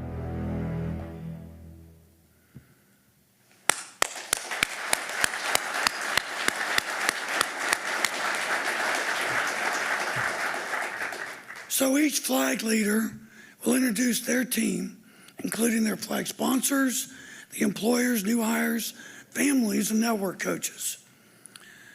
As we work with every employer, one of the key items we seek to discover is who is their heartbeat leader. They are those first-line leaders who are generally the last leader between the organization and the people who actually do the work. These wonderful people, usually in their first leadership position, are responsible to match jobs to people, convert orders into deliveries on time, right the first time, at cost safely. In short, when the heartbeat leaders have a good day, everybody has a good day. And when they have a bad day, well, we all know what that looks and feels like. The number one tool in the TPP program that we help our employers with is the leader new hire retention training and fit metric or people scorecards. In essence, you cannot out-hire a bad retention system. And that is a direct reflection on the performance of your heartbeat leaders. At TPP, our heartbeat leaders are the network coaches. They're responsible to be the connective tissue and truly the TPP secret sauce because they own the relationship with each individual employers and small networks of 10 to 20 employers. Network coaches are why TPP works. In 2024-25, there were 41 network coaches spread across the country just running the play and making the program work. As they come up with their flags, they are that people that make this work, and we want to recognize them as they cross with their flags. So I'm very proud to introduce the Philly flag leader, Leilani Hilton. You got it, Lonnie. Thank you, Joe. Let me lower this. Everybody's taller than me. Good afternoon, everyone. Can I get the official party to join me on the stage here? There you go. Wow, what a great day to celebrate. Thank you all for being here. My name is Leilani Hilton, and I have the absolute honor of representing the Philadelphia flag in the U.S. Navy Talent Pipeline program. It's been an incredible year for our flag, and when I say incredible, I mean it. Are you guys ready for our numbers? For this year's cohort, we averaged around 107 hires with 850 retained. That's just not progress. That's a powerhouse pipeline in motion. This kind of success doesn't just happen over by accident. It takes teamwork, commitment, and more engagement check-ins than there are days in the week, and a lot of supply of coffee and patience. Now let's talk best practice model. This year, supported by network coach Becky Becker and myself, Brett Butler and his team from Precision Custom Components knocked it out of the park by fully using the best practice model tools, and wow, the results speak for themselves. This year, I'm thrilled to announce that next year's best practice model employer for the Philly flag is John Etter from B&G Manufacturing, supported by network coach Tim O'Donnell and Matt Whitman. And of course, this couldn't be done alone, so I'm so grateful for the leadership and support from our flag sponsors, Mr. Matt Surman, our deputy flag sponsors, Mr. Juan Baracol, Senior Chief Neil Denug. Thank you for always showing up for Philly.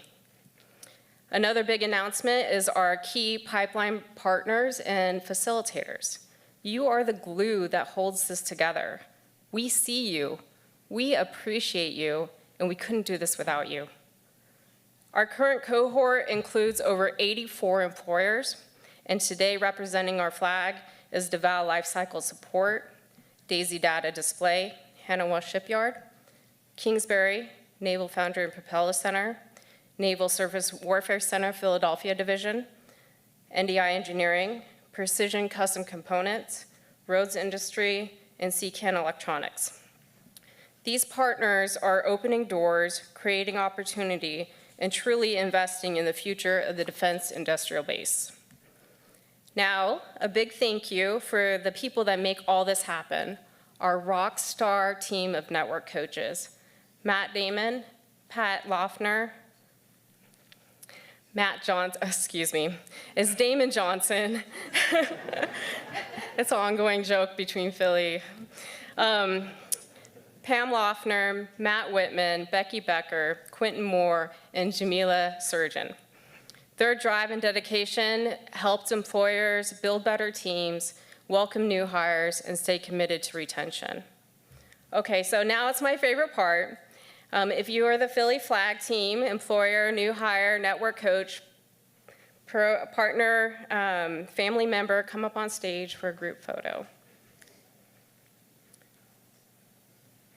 This is more than a photo. This is a snapshot. This is of what partnership looks like, what impact looks like, and what the future looks like. All the way down.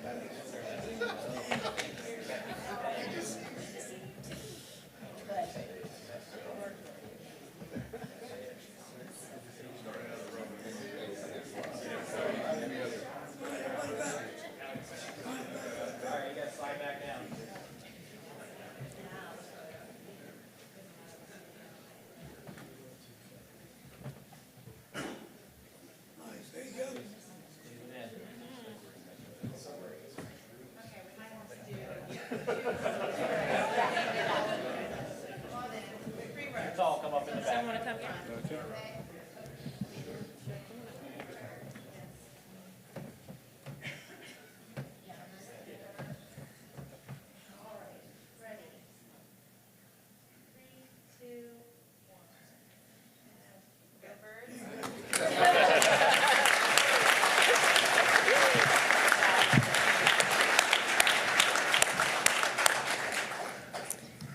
All right, thank you all for being part of this journey. Keep showing up, keep building, and keep believing in what we can do together. And now I'd like to pass on the mic to Pittsburgh, fellow flag leader, Joey Pettit. All right.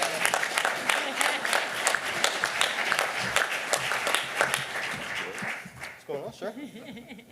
So I just want to point out real quick that my sponsors, 2 of the 3 are on the stage, have been on the stage holding it down, so I'll leave that open to interpretation for what that means. So Pittsburgh, we've been out rocking and rolling, this year being our 3rd year in the program, and it's been amazing results this year. I do have to give a quick acknowledgement though. Where's Josh Sturgill? He's hiding in the corner. So many of you, if you've heard me speak, you hear me say, do you want to learn Mandarin? I have to say, I stole that from Josh, holding it true so that when he came back, I could give it back to him. But I should let you know, Mary always says, you have 2 kids that speak Mandarin, idiot. Why do you keep saying that? So there's that. But in the Pittsburgh flag, amazing year. We ended up this year with 71 employers in the program. But the really cool thing, 71 employers, 1,012 hires, with 84.3% retention. That's amazing. In Pittsburgh, what is the Navy doing in Pittsburgh? That's what we get asked all the time. So it's very advantageous for us that we really have some powerhouse partners. You know, I'll tell you, the key to success in Pittsburgh has not at all been me, and certain people will tell you that.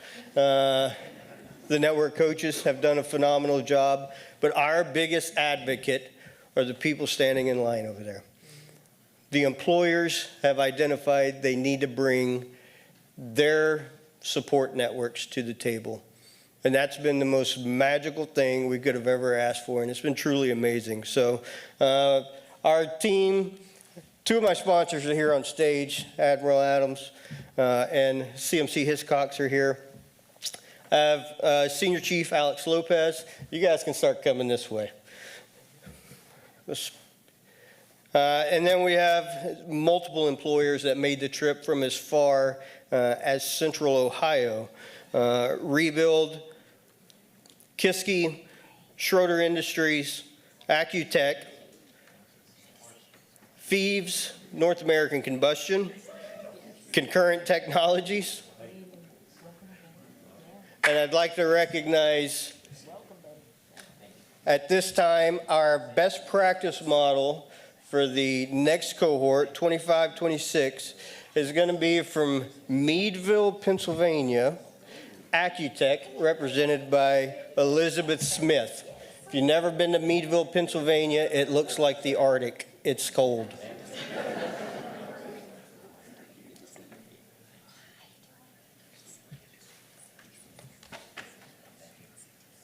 CTC's here.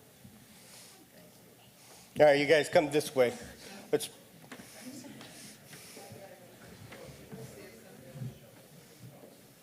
He's up here with us.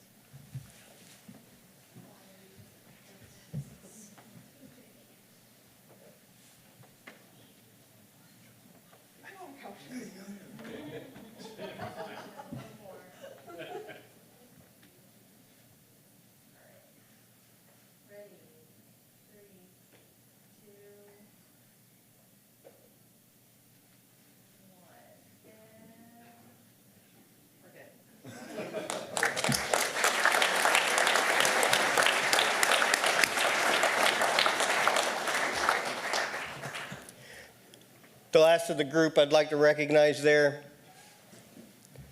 the network coaches that we have in Pittsburgh are absolutely amazing. We've got Erica. I can't see anything because it's very bright up here. This is amazingly bright. So Erica, Crystal, and John are network coaches out of Pittsburgh, and we could not have built a greater team if they gave us pen and paper to draw it up. Folks who live in the region who absolutely understand the urgency of what we're trying to do. Because if you don't want to have to learn Mandarin, we have to accomplish this mission. So now I'll move to the 3rd flag that we started. Oddly enough, Joe, I don't get it, was in our own town in Hampton, Virginia. Renee, the flag lead there. We're supposed to do some chest bump thing, but My migraine might cause me to fall over, so. Yeah.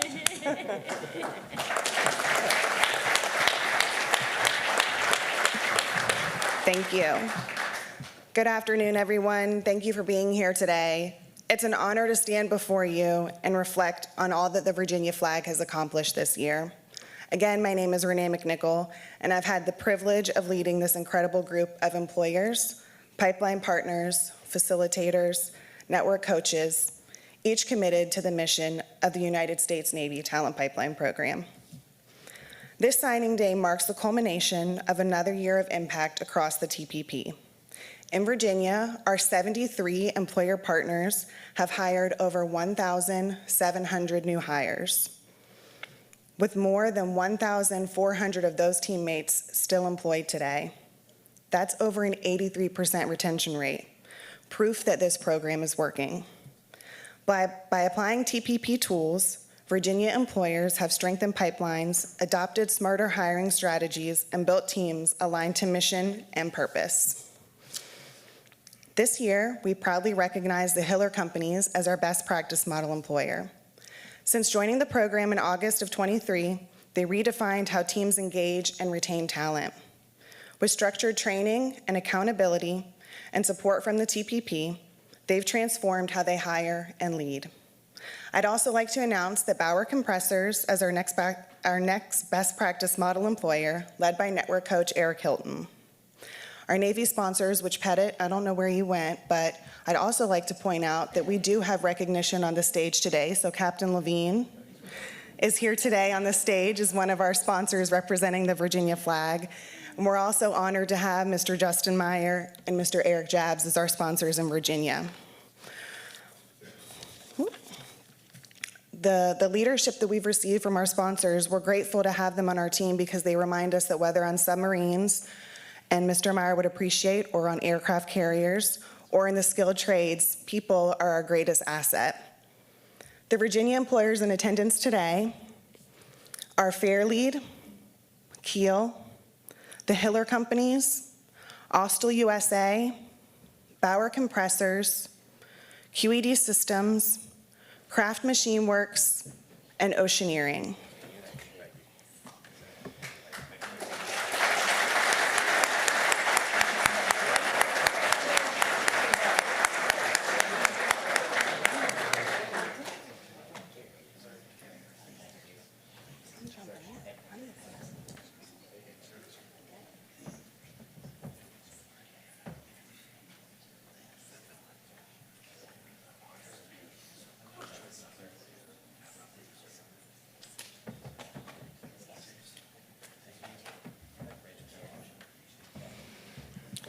I also want to recognize the dedicated team of network coaches here in Virginia. Danny Bartow, Ross Koenig, Jen Romine, Allison Austin, Eric Hilton, Rachel Rapp, and Doug Smith.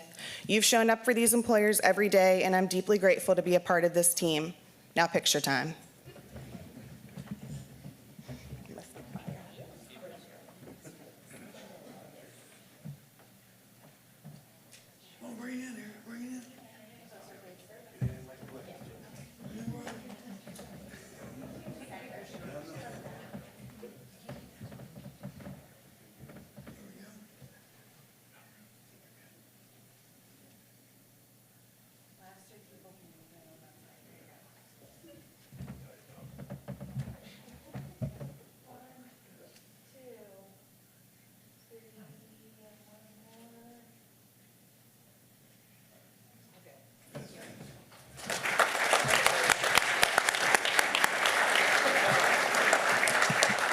Thanks to your partnership, the Virginia flag continues to strengthen the defense industrial base and has shown what's possible when we commit to growing and supporting our teams. We're proud of how far we've come and even more excited for what's ahead.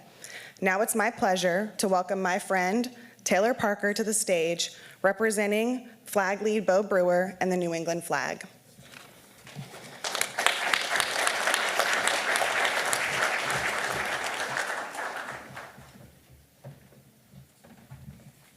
Thank you, Renee.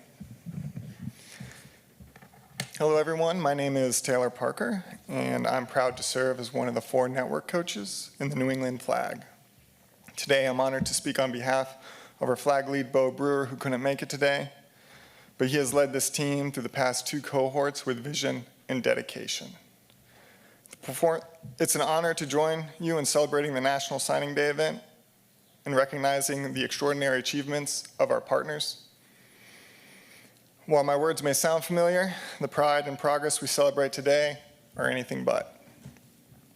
The performance of the New England flag this year has been nothing but short of amazing. 58 employers have partnered with us to hire 603 new teammates, a testament to the trust and belief in this model. Of those 603 hired, 542 are still with their employers today, representing an impressive 90% retention rate in an industry where first-year attrition rate often exceeds 40%. Last cohort, 3 employers achieved 100% retention of their new hires, and this year we're proud to report that 5 employers have reached that same milestone. A clear sign that our efforts are not only effective, but improving. Our Navy sponsors have played an important role in the success of our flag, not only by supporting the program itself, but also by standing behind our partners every step of the way. Although they are unable to be here with us today, I'd like to take a moment to recognize and sincerely thank them for their continued commitment and support. McGann Atkins, Ms. Gigi Lee, and Captain Joe Meyer. Now I'd like to recognize our best practice employers from the last 2 cohorts. In 23-24, our cohort, the best practice model employer was Hutchison Aerospace and Industry. And for the 24-25 cohort, Consolidated Precision Products, Wallace & Alloys earned the title. Both employers achieved strong results by fully embracing the best practice tools, creating workplaces where people want to be, not just places to clock in.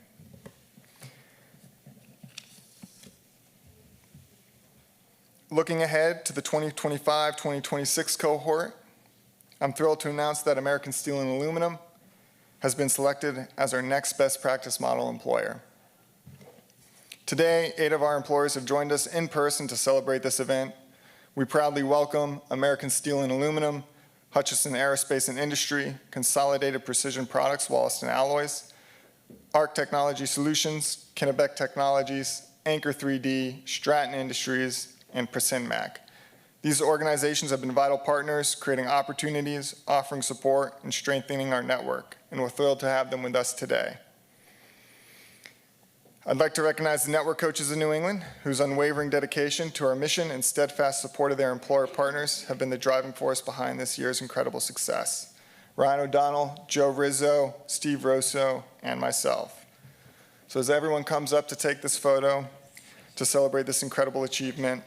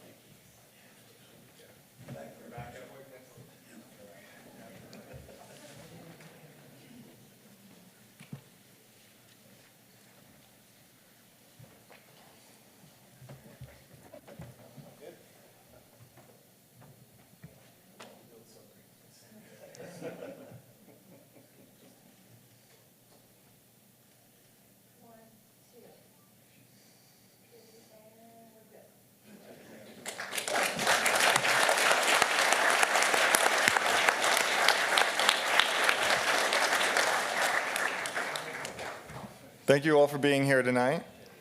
A special and heartfelt thank you to our New England partners for making the trip and helping make this celebration truly special. Together, we are building a brighter future, one step, one partner, and one hire at a time. And now it is my distinct pleasure to welcome to the stage Vince Jordan, flag leader for the New York flag.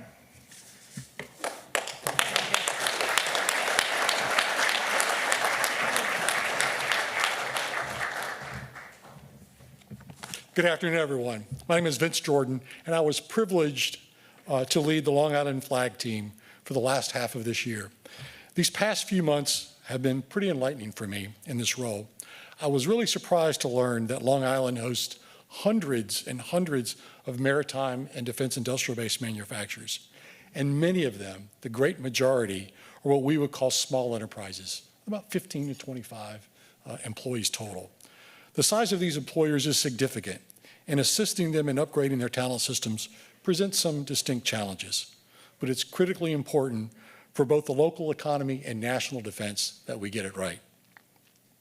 Additionally, I quickly learned the correct terminology is that you are never in Long Island, rather you are on Long Island. And I'll do my best to remember that for the future. Today's National Signing Day marks the culmination of another year of success across all the flags. For our part, on Long Island, our 55 employer partners, while we don't hire a lot, are retaining 93% of those hired. And as you know, with TPP, our goal is perfection, and 20 of that group of 55 are at 100% retention. This team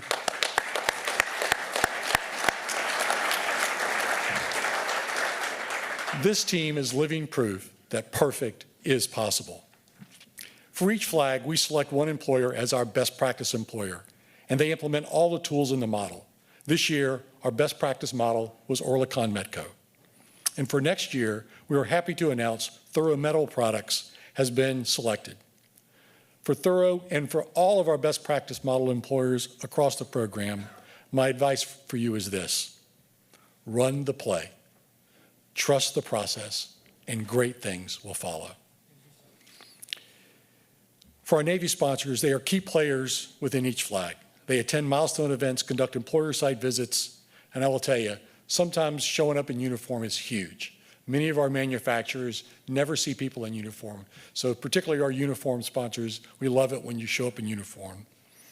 A special thank you to our Long Island sponsors, Ms. Stephanie Link, the Executive Director for In-Service Submarines and PEO TAC Submarines, Lieutenant Spencer Pruitt, and Ms. Lindsay Webster.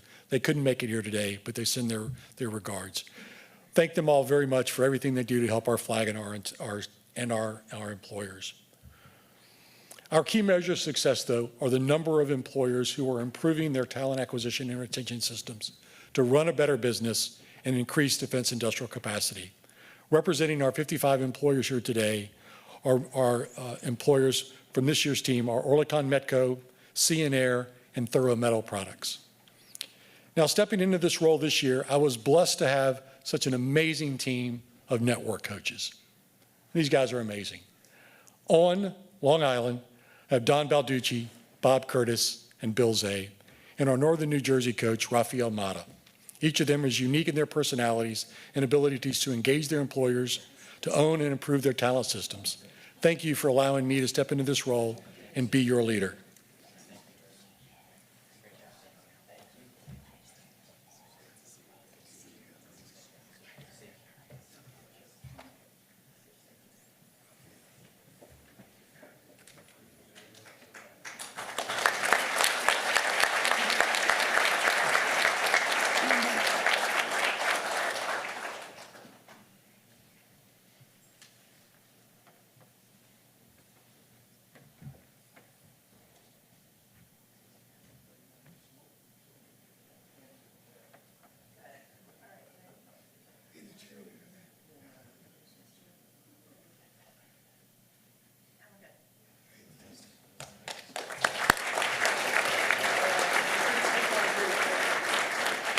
Finally, I'm happy to be turning over flag leader responsibilities to my colleague, DJ Johnson, otherwise known as Matt Damon. DJ has been a network coach with the Philly flag for the last 2 years, and I'm confident that under his leadership, the flag will achieve amazing wins in the coming year. Now it's my pleasure to welcome the Southern California flag leader, Bill Miley, to the stage.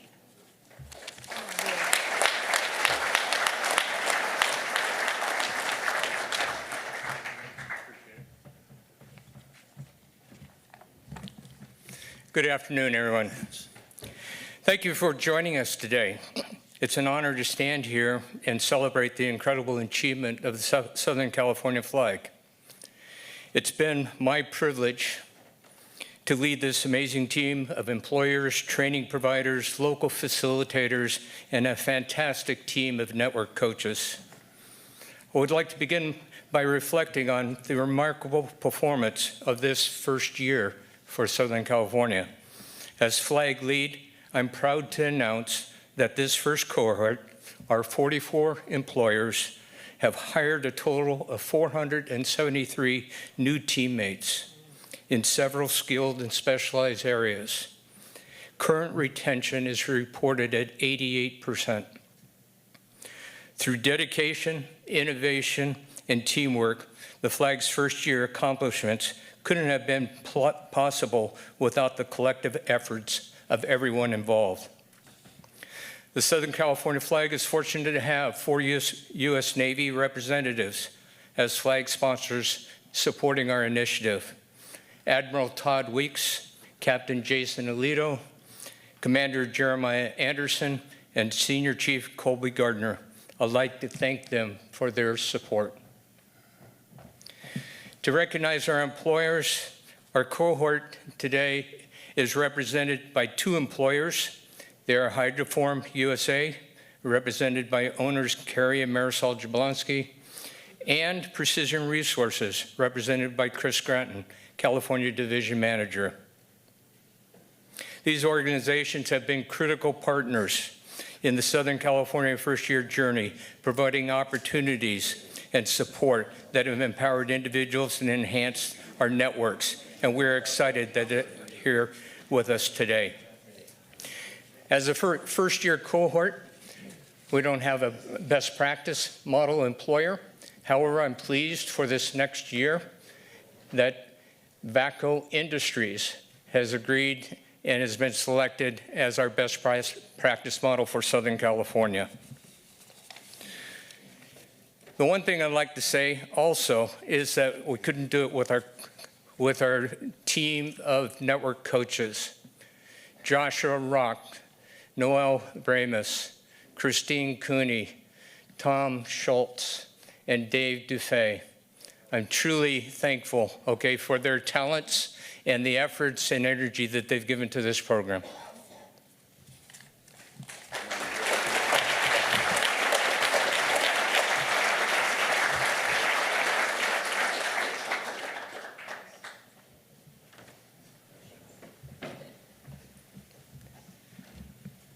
Now for the enterprise. You got the plaques. We got the plaques. Okay. Good afternoon again. I'm Bruce Warner. I was honored and privileged to be the flag lead for the Enterprise Plus companies this year as our first year in the national rollout. And this will go a little different because we're going to recognize each company individually because they will get a plaque at this signing day like the others did at their individual signing days. We had 39 employers in the plus category. Joe will address the 4 enterprise following me, who participated in hiring 396 skilled individuals into the defense industrial base this year, and current retention the first year is at 82%. So going from Washington State, Northern California, Idaho, Minnesota, Utah, Louisiana, Kansas City, Oklahoma, Florida, Texas, Arizona, you can see we spread out. So I have more time waiting on airplanes this year than I ever did on the airplane. But it was great. It's amazing what we make in this country and how many folks are dedicated to this mission. So I'm going to get out my phone so I don't miss anybody as I call the companies up. The first company, I'd also like to recognize our sponsor, Mike McClatchy, who has made employer partner visits and helped us at the main events. And our first company is, let me get my script up here. A bunch of emails coming in since we've been in here. My network coach was Tim O'Donnell, so he'll come up and help each of these companies. The first company is Strobig Industries, and they're represented today by Ryan Rodebeck and Carly Link.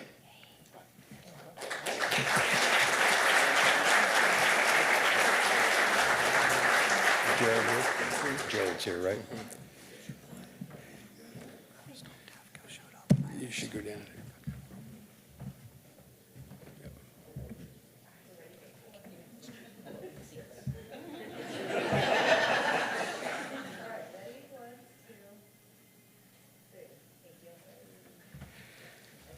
Our next employer partner is Jared, represented today by Megan Harton, Sky Bolton, and Stephanie Treese, coming in from Georgia.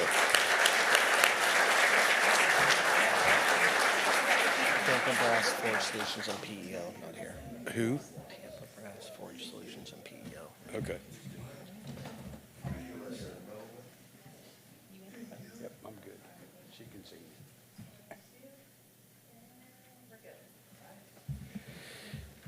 Our next employer partner is Production Machine and Tool, out of Texas, represented today by Ronnie Thomas.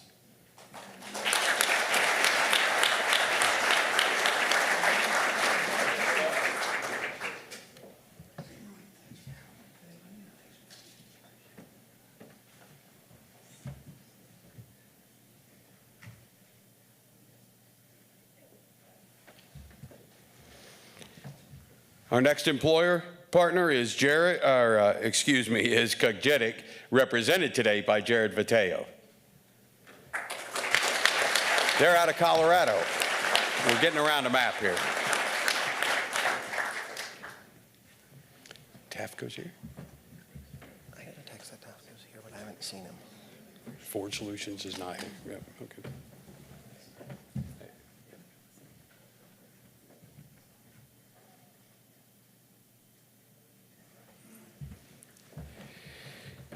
I believe our next employer partner here is Tafco. Are you in the room? We got a text that you had arrived. Okay. The next is Tritech Manufacturing out of Washington State, represented today by Mark Haller, I'm sorry.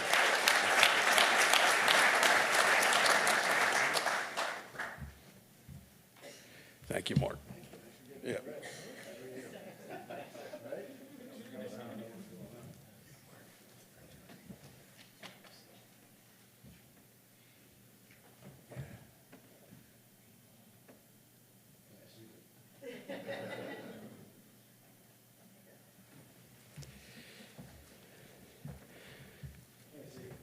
And lastly, our last employer is Finkenterry, represented here today by Nathaniel Millsap.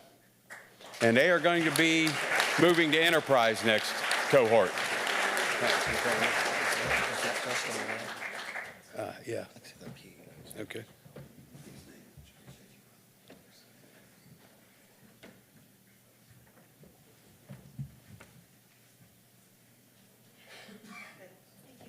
And I'm sorry, Justin.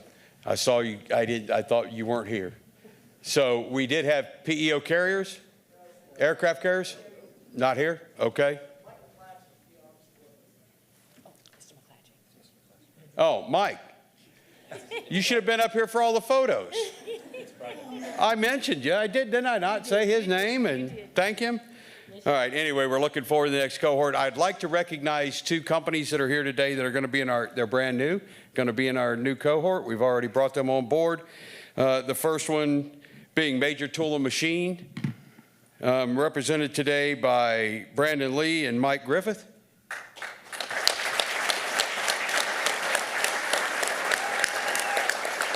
And DJ Gray and DJ Gray Company, represented today by Elizabeth Gray and Darlene Folensby. Thank you for coming in and making the trip. All right, I'd now like to turn it over to the flag lead for the Enterprise Group, my boss, Joe Bartow. And not a very good one. One of the things when we started about the national rollout, when Matt Surman and Admiral Codle approved that in 23, is we knew we had to come up with ways to accelerate the rollout by leveraging the relationships. So we created an enterprise flag where they were large companies that had multiple sites across the country, but had individual sites that were already participating in the program. So they understood it. And when we went into the marketplace, we had 3 organizations that immediately signed up. The very first one, and the founding member of the enterprise flag, was Fairbanks Morris Defense, and they're represented today by their flag leader, Taylor Powell.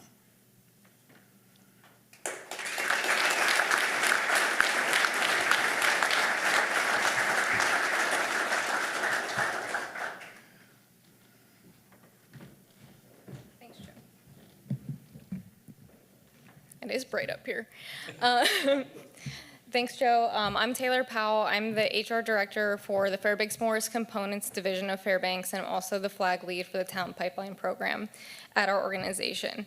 We were so excited to be able to carry on this program throughout our organization, and since we began tracking the numbers of new hires with Fairbanks, we've hired 97 new hires with a retention rate of 95%. So we're very proud that across our businesses, we were able to use these tools to really impact the way we operate so we can continue to serve the mission. Of the tools we implemented, one was the new leader, new hire retention training, and the 5th metric scorecard. I have to give a shout out to Abe. He did the first one with me at Hunt Valve, and it was such a kind of monumental moment with us being in the program. It kind of set the stage that we can do this, we can carry on the mission. And the best day that we've had so far in the program was last week at our signing day at Beloit, Wisconsin, at our headquarters. One of the things that I was concerned about when we signed on to be the enterprise employer was being able to bring the emotion this program brings to Fairbanks, to Beloit, to all our different business units. I should not have worried at all because as Joe kind of said throughout this program, telling stories is so important. And at Fairbanks, we had some really wonderful stories to tell. Specifically, we have with us today Mark Schaefer and his family. Mark is a welder at Hunt Valve, and he delivered a story that was super powerful, and it really just brought it all together. He attempted to get into Hunt Valve a couple of times. It wasn't his time. He finally got a position with us as a welder, and his passion for what we do and how he can contribute to our business and to the defense industry was just an amazing story. And my favorite part was when he mentioned his son Levi, who's here with us today, that he also wants to be a TIG welder at Hunt Valve to support this mission.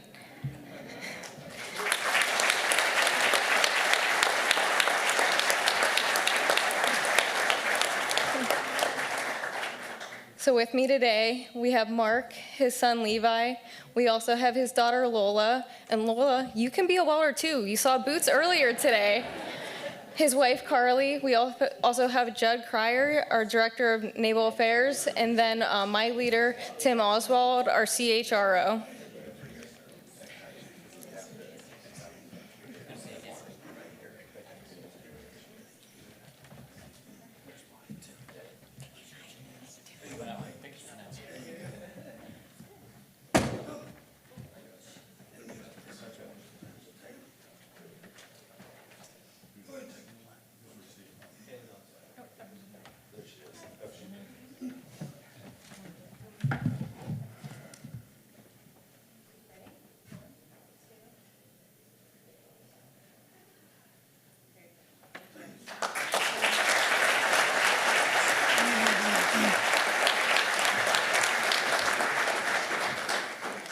Thanks, Taylor.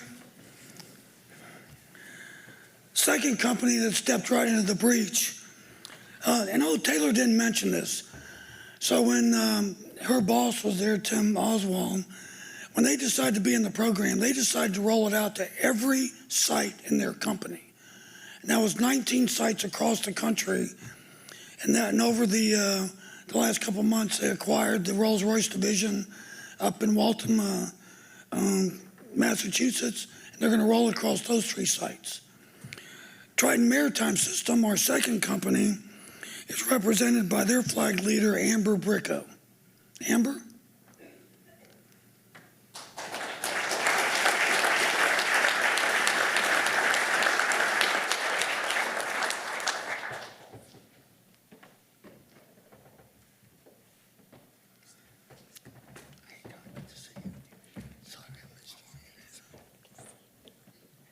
Good afternoon, everyone.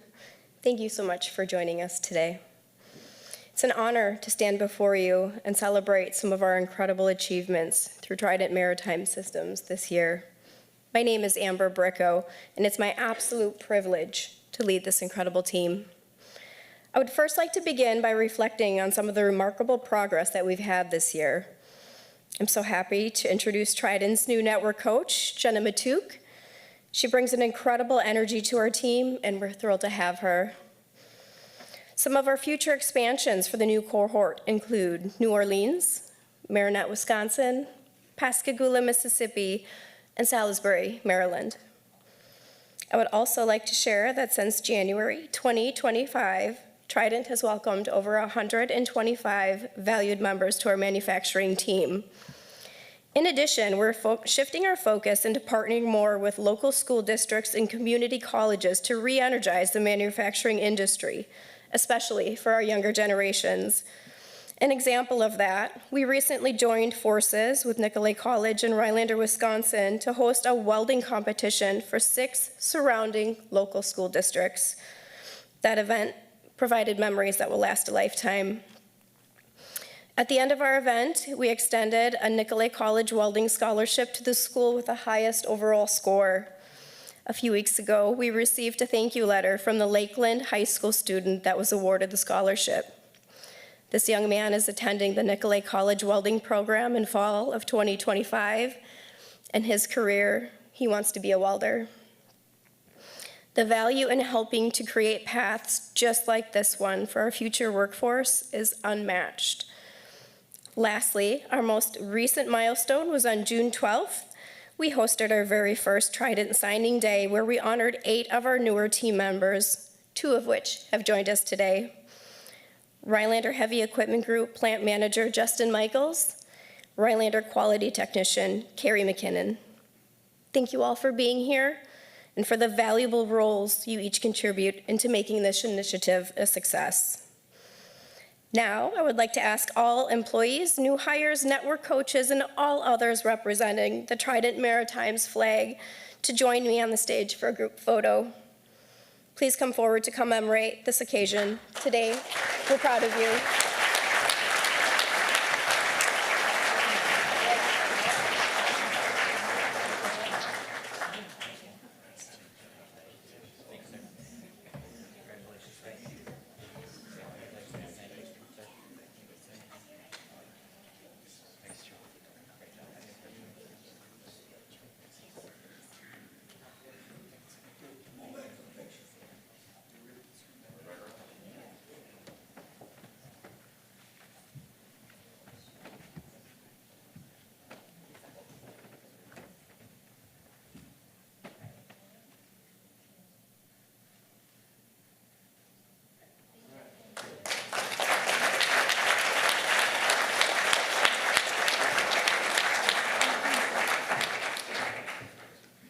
So I got to tell you a quick story. I was up in Rhinelander at their signing day. It was unusual that they announced the plant manager as the new hire. He was here today, Ashton. So Ashton came to the podium and told a story. 8 weeks ago, Ashton was hired as a manufacturing engineer. Had come out of several other jobs in Wisconsin. And his boss, who was here, Scott, named him the plant manager 2 weeks ago. 8 weeks, 6 weeks, proving his worth. Now he's the plant manager. That's what right looks like.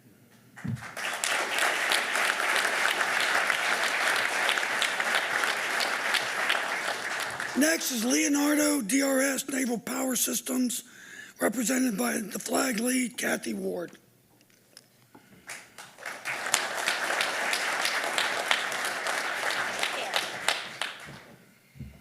My boss, John Miller, had hoped to be here today, but his flight was canceled, so he sends his regrets, but I know he's very supportive of this program. We started with the New England flag in the 23-24 cohort, and our Fitchburg location was very involved in that. And it was at the signing day at the Boston Aquarium that Joe cornered my boss and said, "You guys really need to look at this enterprise thing." And here we are. We hired 220 employees in the last year, and we have a retention rate of 89%. So we're pretty happy about that. Yes.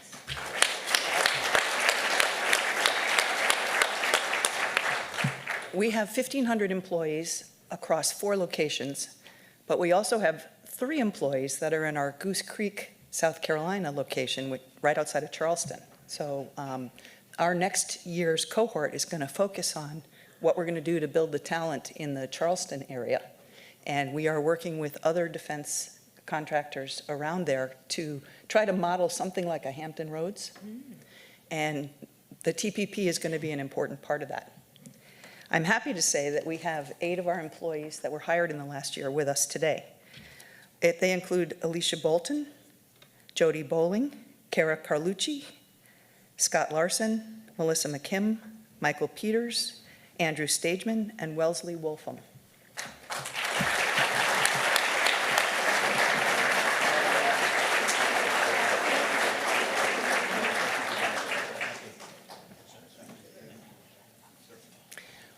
We also have another one of our network coaches, Mary Fritz, from our Fitchburg location here as well.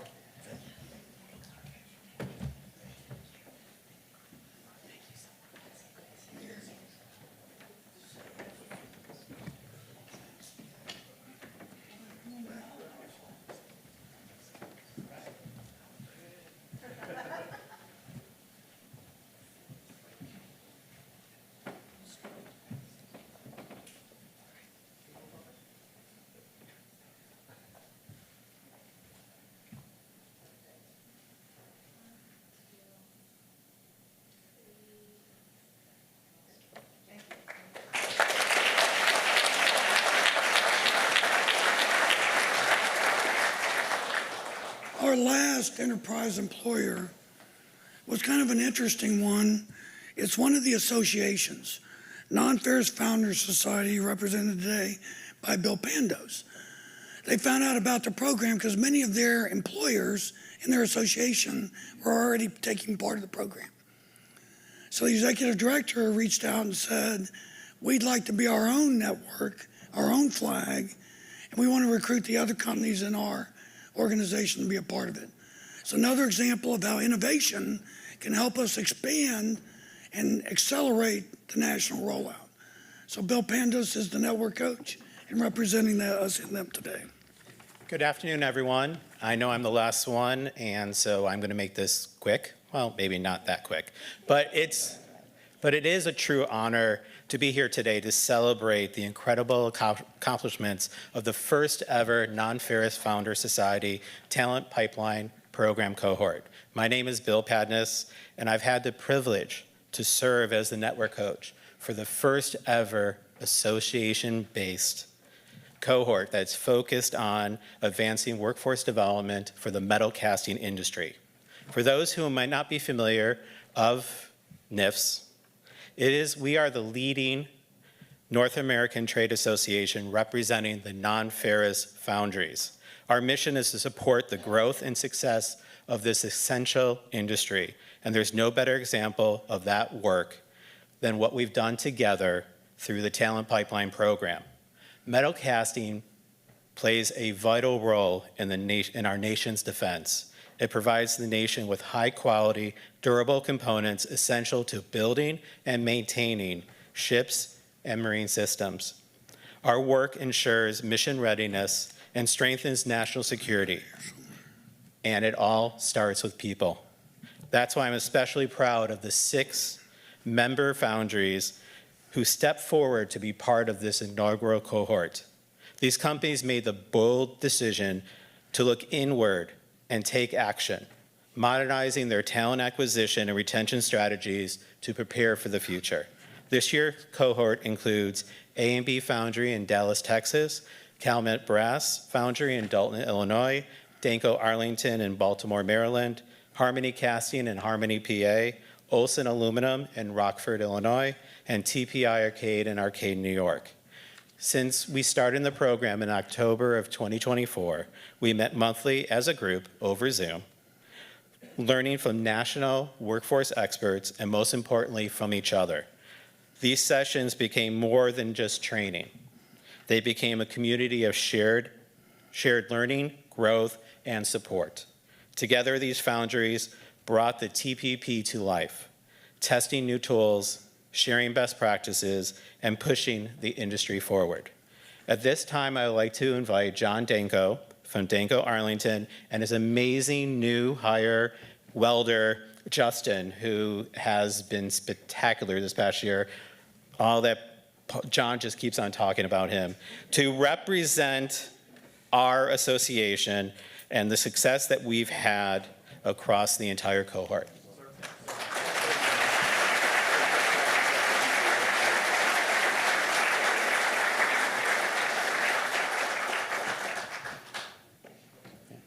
We're a little bit small here, so we can get.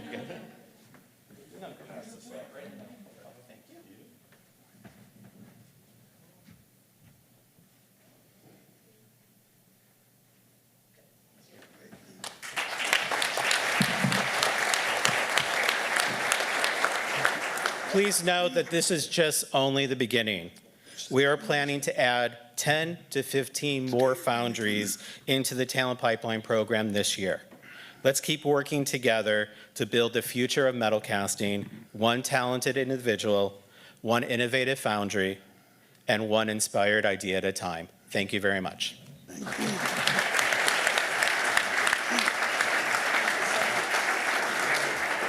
So I have my friend Mike McClatchy here, who actually works for Doug.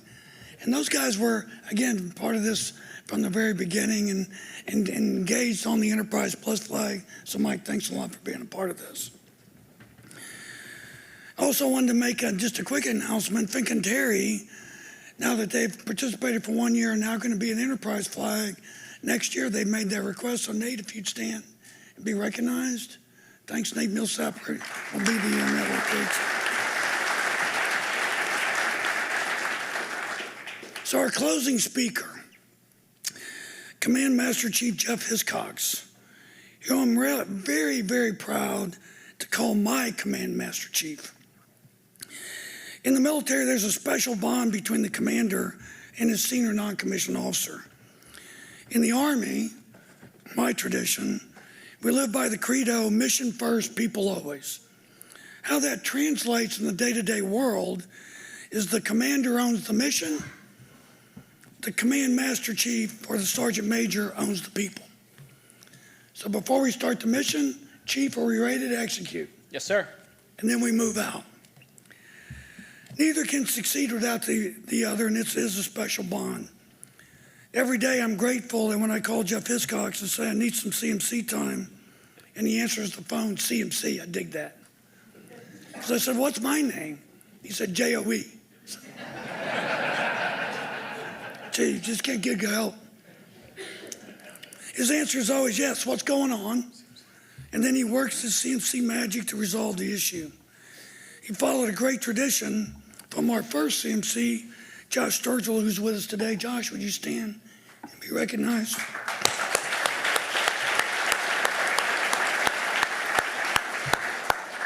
My deepest respect and admiration, thanks for always having our back. So please welcome to the podium Command Master Chief Jeff Hiscox, CMC for Team Submarines, and the Pittsburgh Flag co-sponsor, Jeff.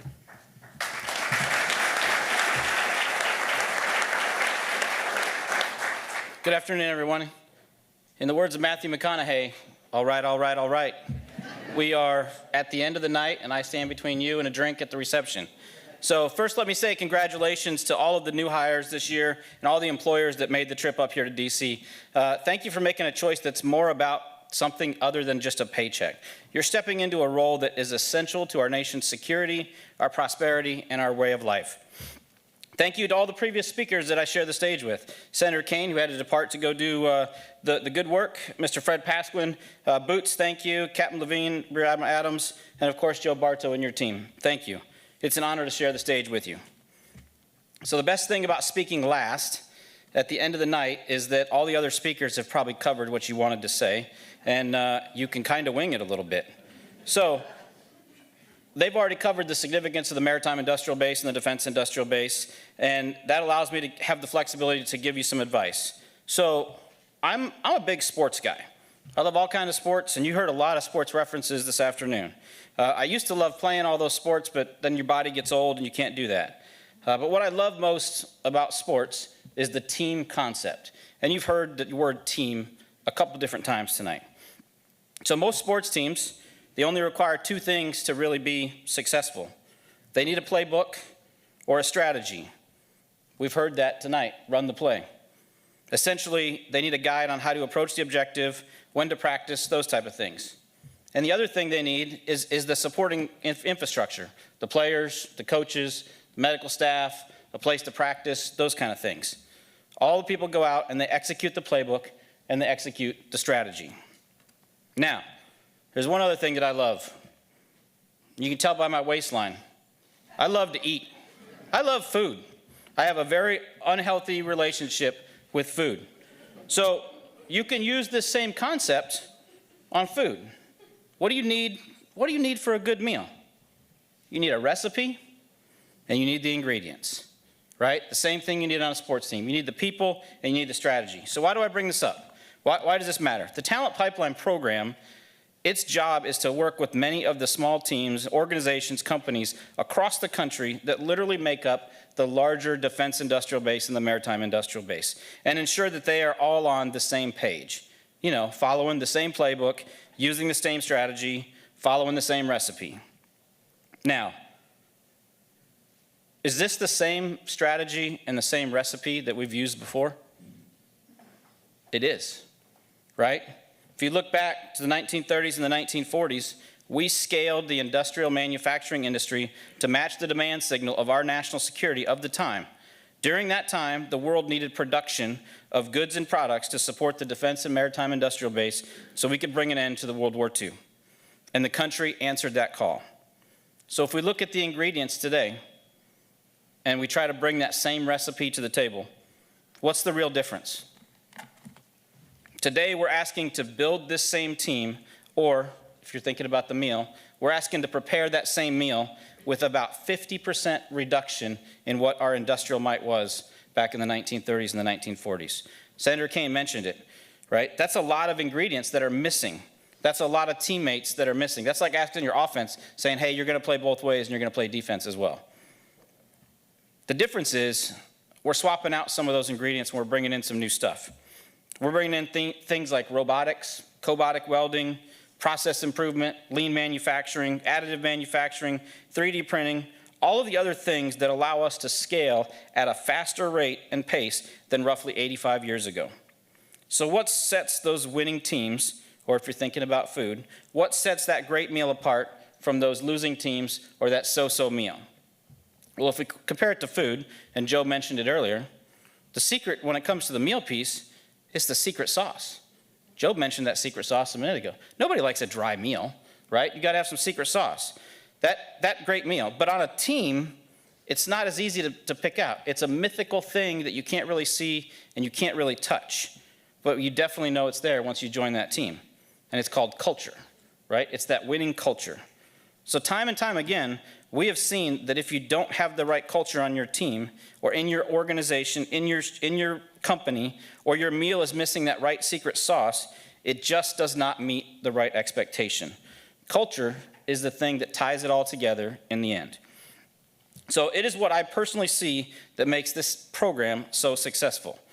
Employers that elect to go down this path and partner with the Talent Pipeline program, they find a culture improvement that they sometimes didn't even know that they were looking for. Yes, the program focuses on recruiting, hiring, onboarding, and retention, but in turn, that helps define your culture.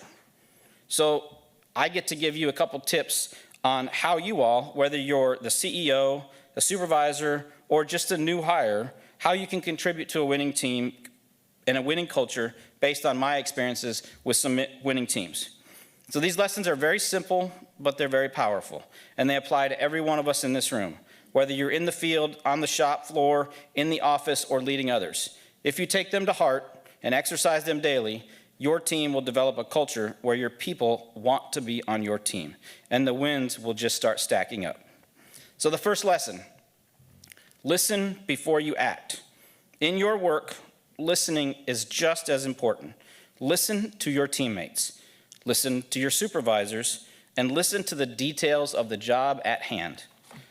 When you listen first, you avoid mistakes most of the time, and you build trust. You become a better craftsman or woman and a stronger part of the team.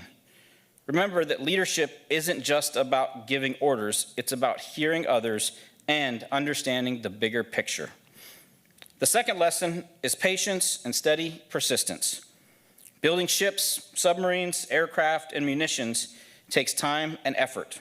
There will be tough days, and there most certainly will be setbacks. And there also are going to be many, many challenges. The key to success in patience and steady persistence is showing up every day, ready to do your part, no matter how small you may think it is. Your consistent effort, it adds up. Every weld, every rivet, every system you install brings that platform and or munition closer to being ready to defend our country. The third lesson is humility, the willingness to learn and to grow. Nobody knows everything, and the best workers or leaders are those who keep on learning. Technology and techniques change, as we've seen.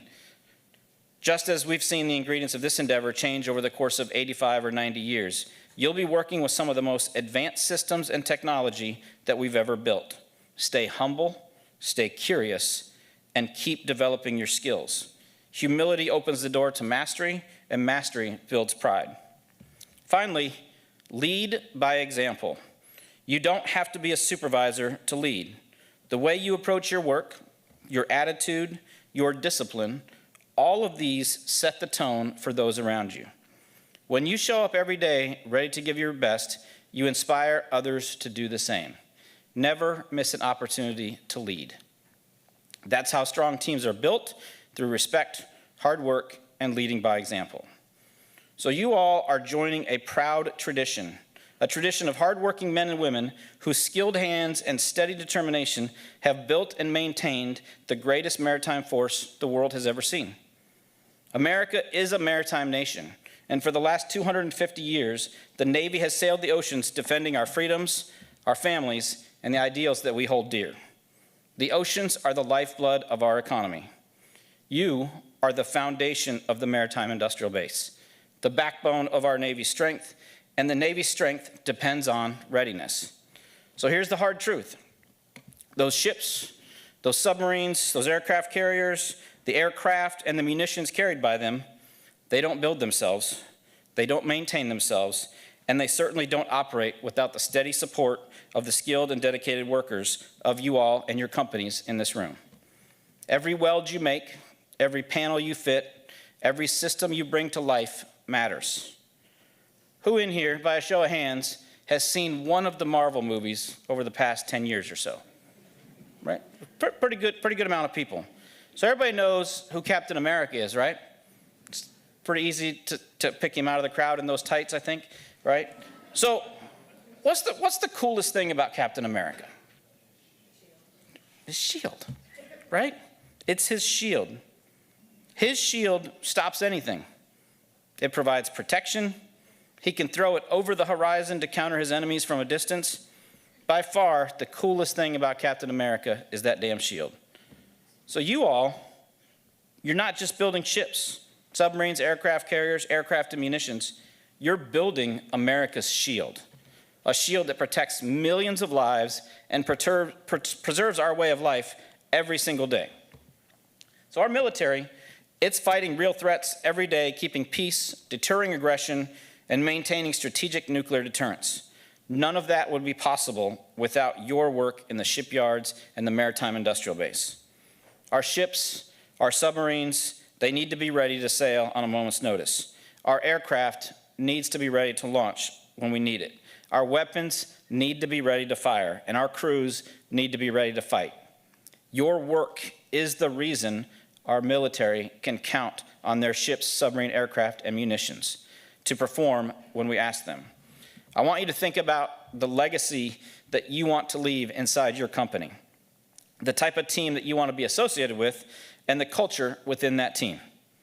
Your work matters not just today, but for decades to come. You are joining a workforce that has stood the test of time from World War II to today's advanced naval operations. Your craftsmanship and dedication ensure that the maritime industrial base remains the strongest force on the seas. I personally want you to understand it's not just about fighting and winning the next war if that's what's needed. It's about adapting, learning, and leading in a new and incredibly challenging environment that we're in. That spirit is alive in you. Whether you're fitting pipes, wiring electronics, or welding steel, you're part of that warrior ethos and that winning culture. And that is what sets us apart from our adversaries. So to all of you who are about to begin this journey, and to those we celebrated tonight and those we have celebrated in Philly, Pittsburgh, Long Island, Boston, Hampton Roads, Southern California, and the rest of the Enterprise Plus locations, be proud of what you have accomplished. You're not just joining an industry, you are joining a mission. You are the secret sauce. You are the winning culture that allows this mission to be successful. Thank you for your commitment, your skills, and your dedication. We're proud to have you on this winning team where we heard it in the video. Our motto is one team and one fight. Thank you. Don't sit down, Jack. So we have a tradition in the Talent Pipeline program. Every time we meet as a team, we declare teammates of the day. So today, Jeff, if you would come forward, Admiral Adams, Nick, Erica, we're going to recognize the teammates of the day. These are the teammates, very scientific process that we believe represents what being a teammate is all about. So the first one, I think this is popular acclaim, but Boots Olson.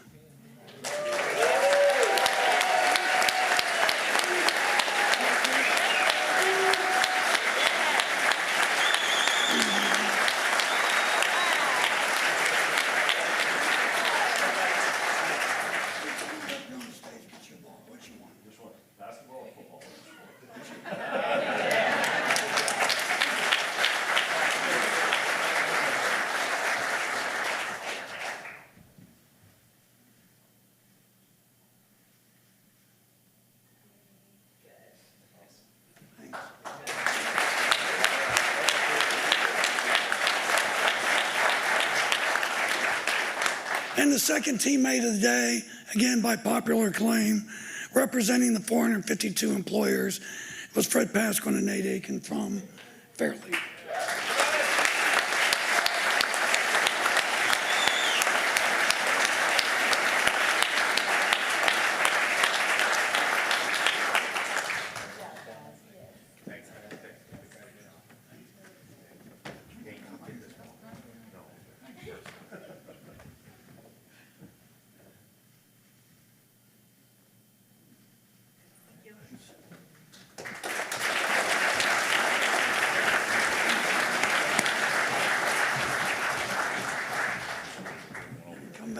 Yeah.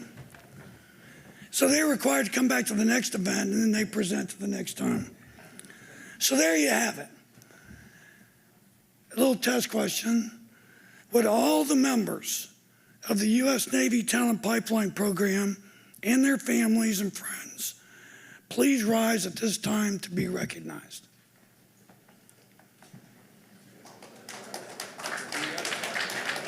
I think that's everybody.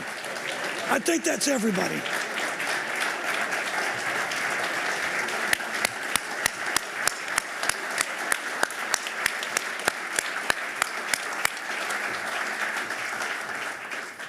Why we love this work.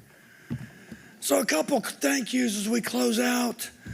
Certainly last year when we were going around trying to select the venues, We looked at a lot of places in the Washington, D.C. area. We came in the National Press Club. It was an immediate decision. So thanks to all the people from the National Press Club. They made this seamless for us. And this venue represents the gravity of what we're doing here today. So I'd like to join me to thank the people.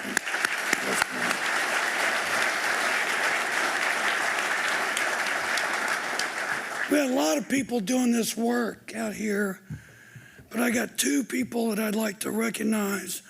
One for the work they did tonight, really for the last, and that's my operations officer and my executive assistant, Dan O'Donnell.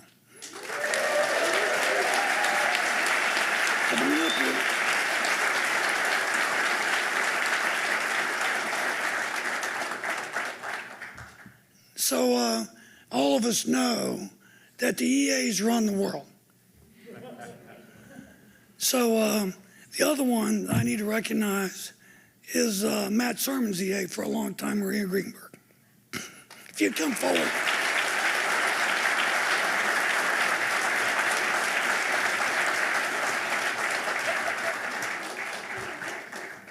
The magic is you want to get something done, these people get it done. Thanks, Maria. Thanks, Dana.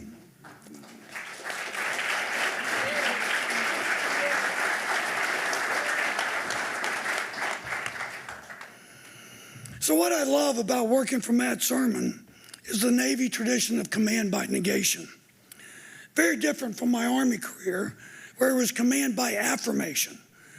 What that means is that in the Army, you would inform your leader of your intent, and then you'd have to wait for their approval before you move forward.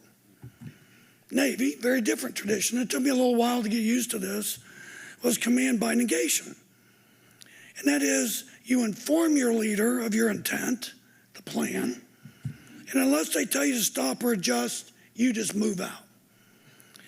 It is leadership based upon a common understanding of the mission, the senior leader's intent, and the trust in each other to do the right thing and have each other's back.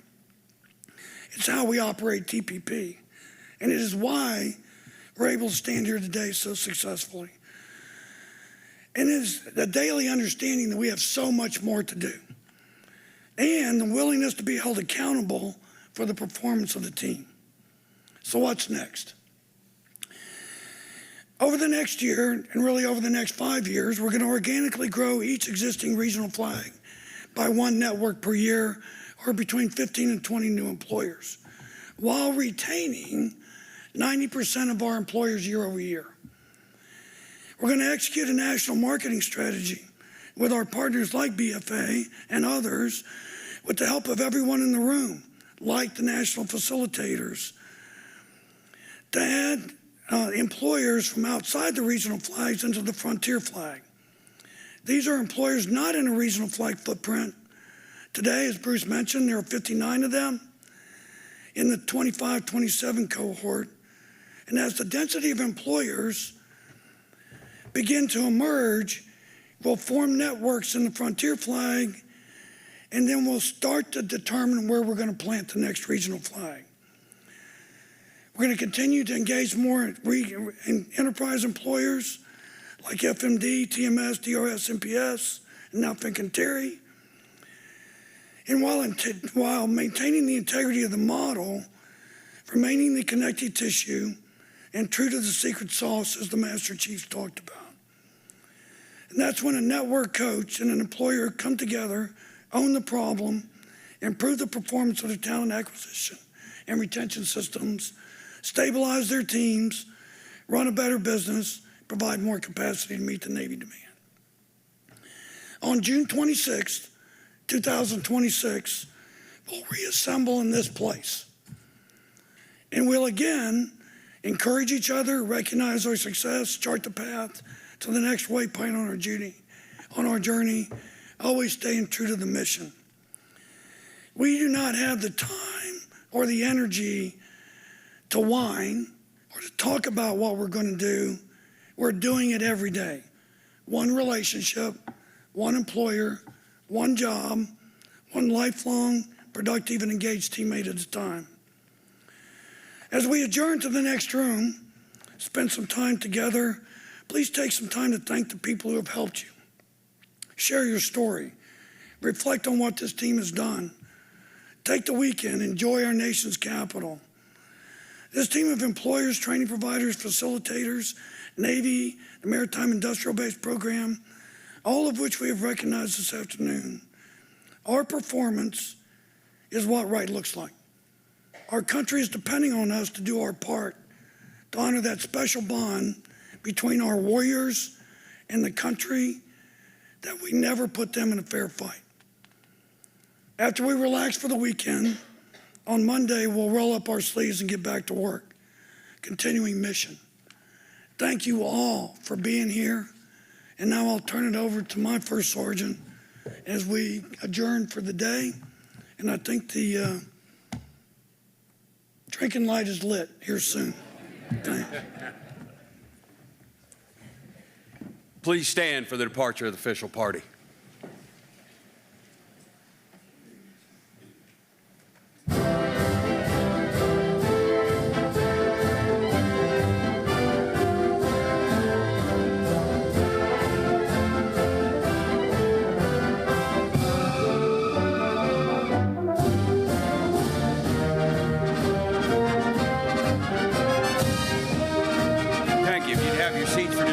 I'll turn you loose to the reception. We are going to have a 2-hour reception. Everyone is invited. Obviously, if you're not of legal age, try not to hit the bars too often. Behave yourselves, and please spend time talking to each other. You'll learn more from each other as employer partners and doing this work every day than you probably will from anybody else in the room. So spend some time talking to those and asking about those that you don't know yet. Get to meet everybody and enjoy yourself. And we've got 2 hours. So it's out to the left. Are they going to open the doors, Dana, so we can go straight through? I don't know where Dana got to, but we own this from the left down. Is it ready? Okay. You can go through those doors or you can go out and come back in. But have a good evening. Thank you.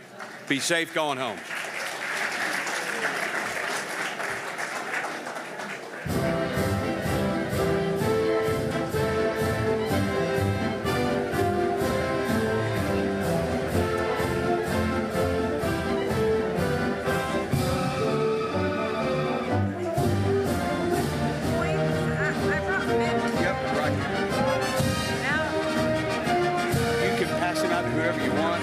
Joe just said he wasn't sure. We hadn't discussed how we were going to do it or anything. So it's not that we didn't want him. It's not that we didn't appreciate him. No, it's not that we didn't appreciate him, but we didn't know we were going to have him ahead of time. We didn't plan about how we were going to do it, or we'd have had somebody to give. Well, we'd have made sure we had them counted out in stacks, so we knew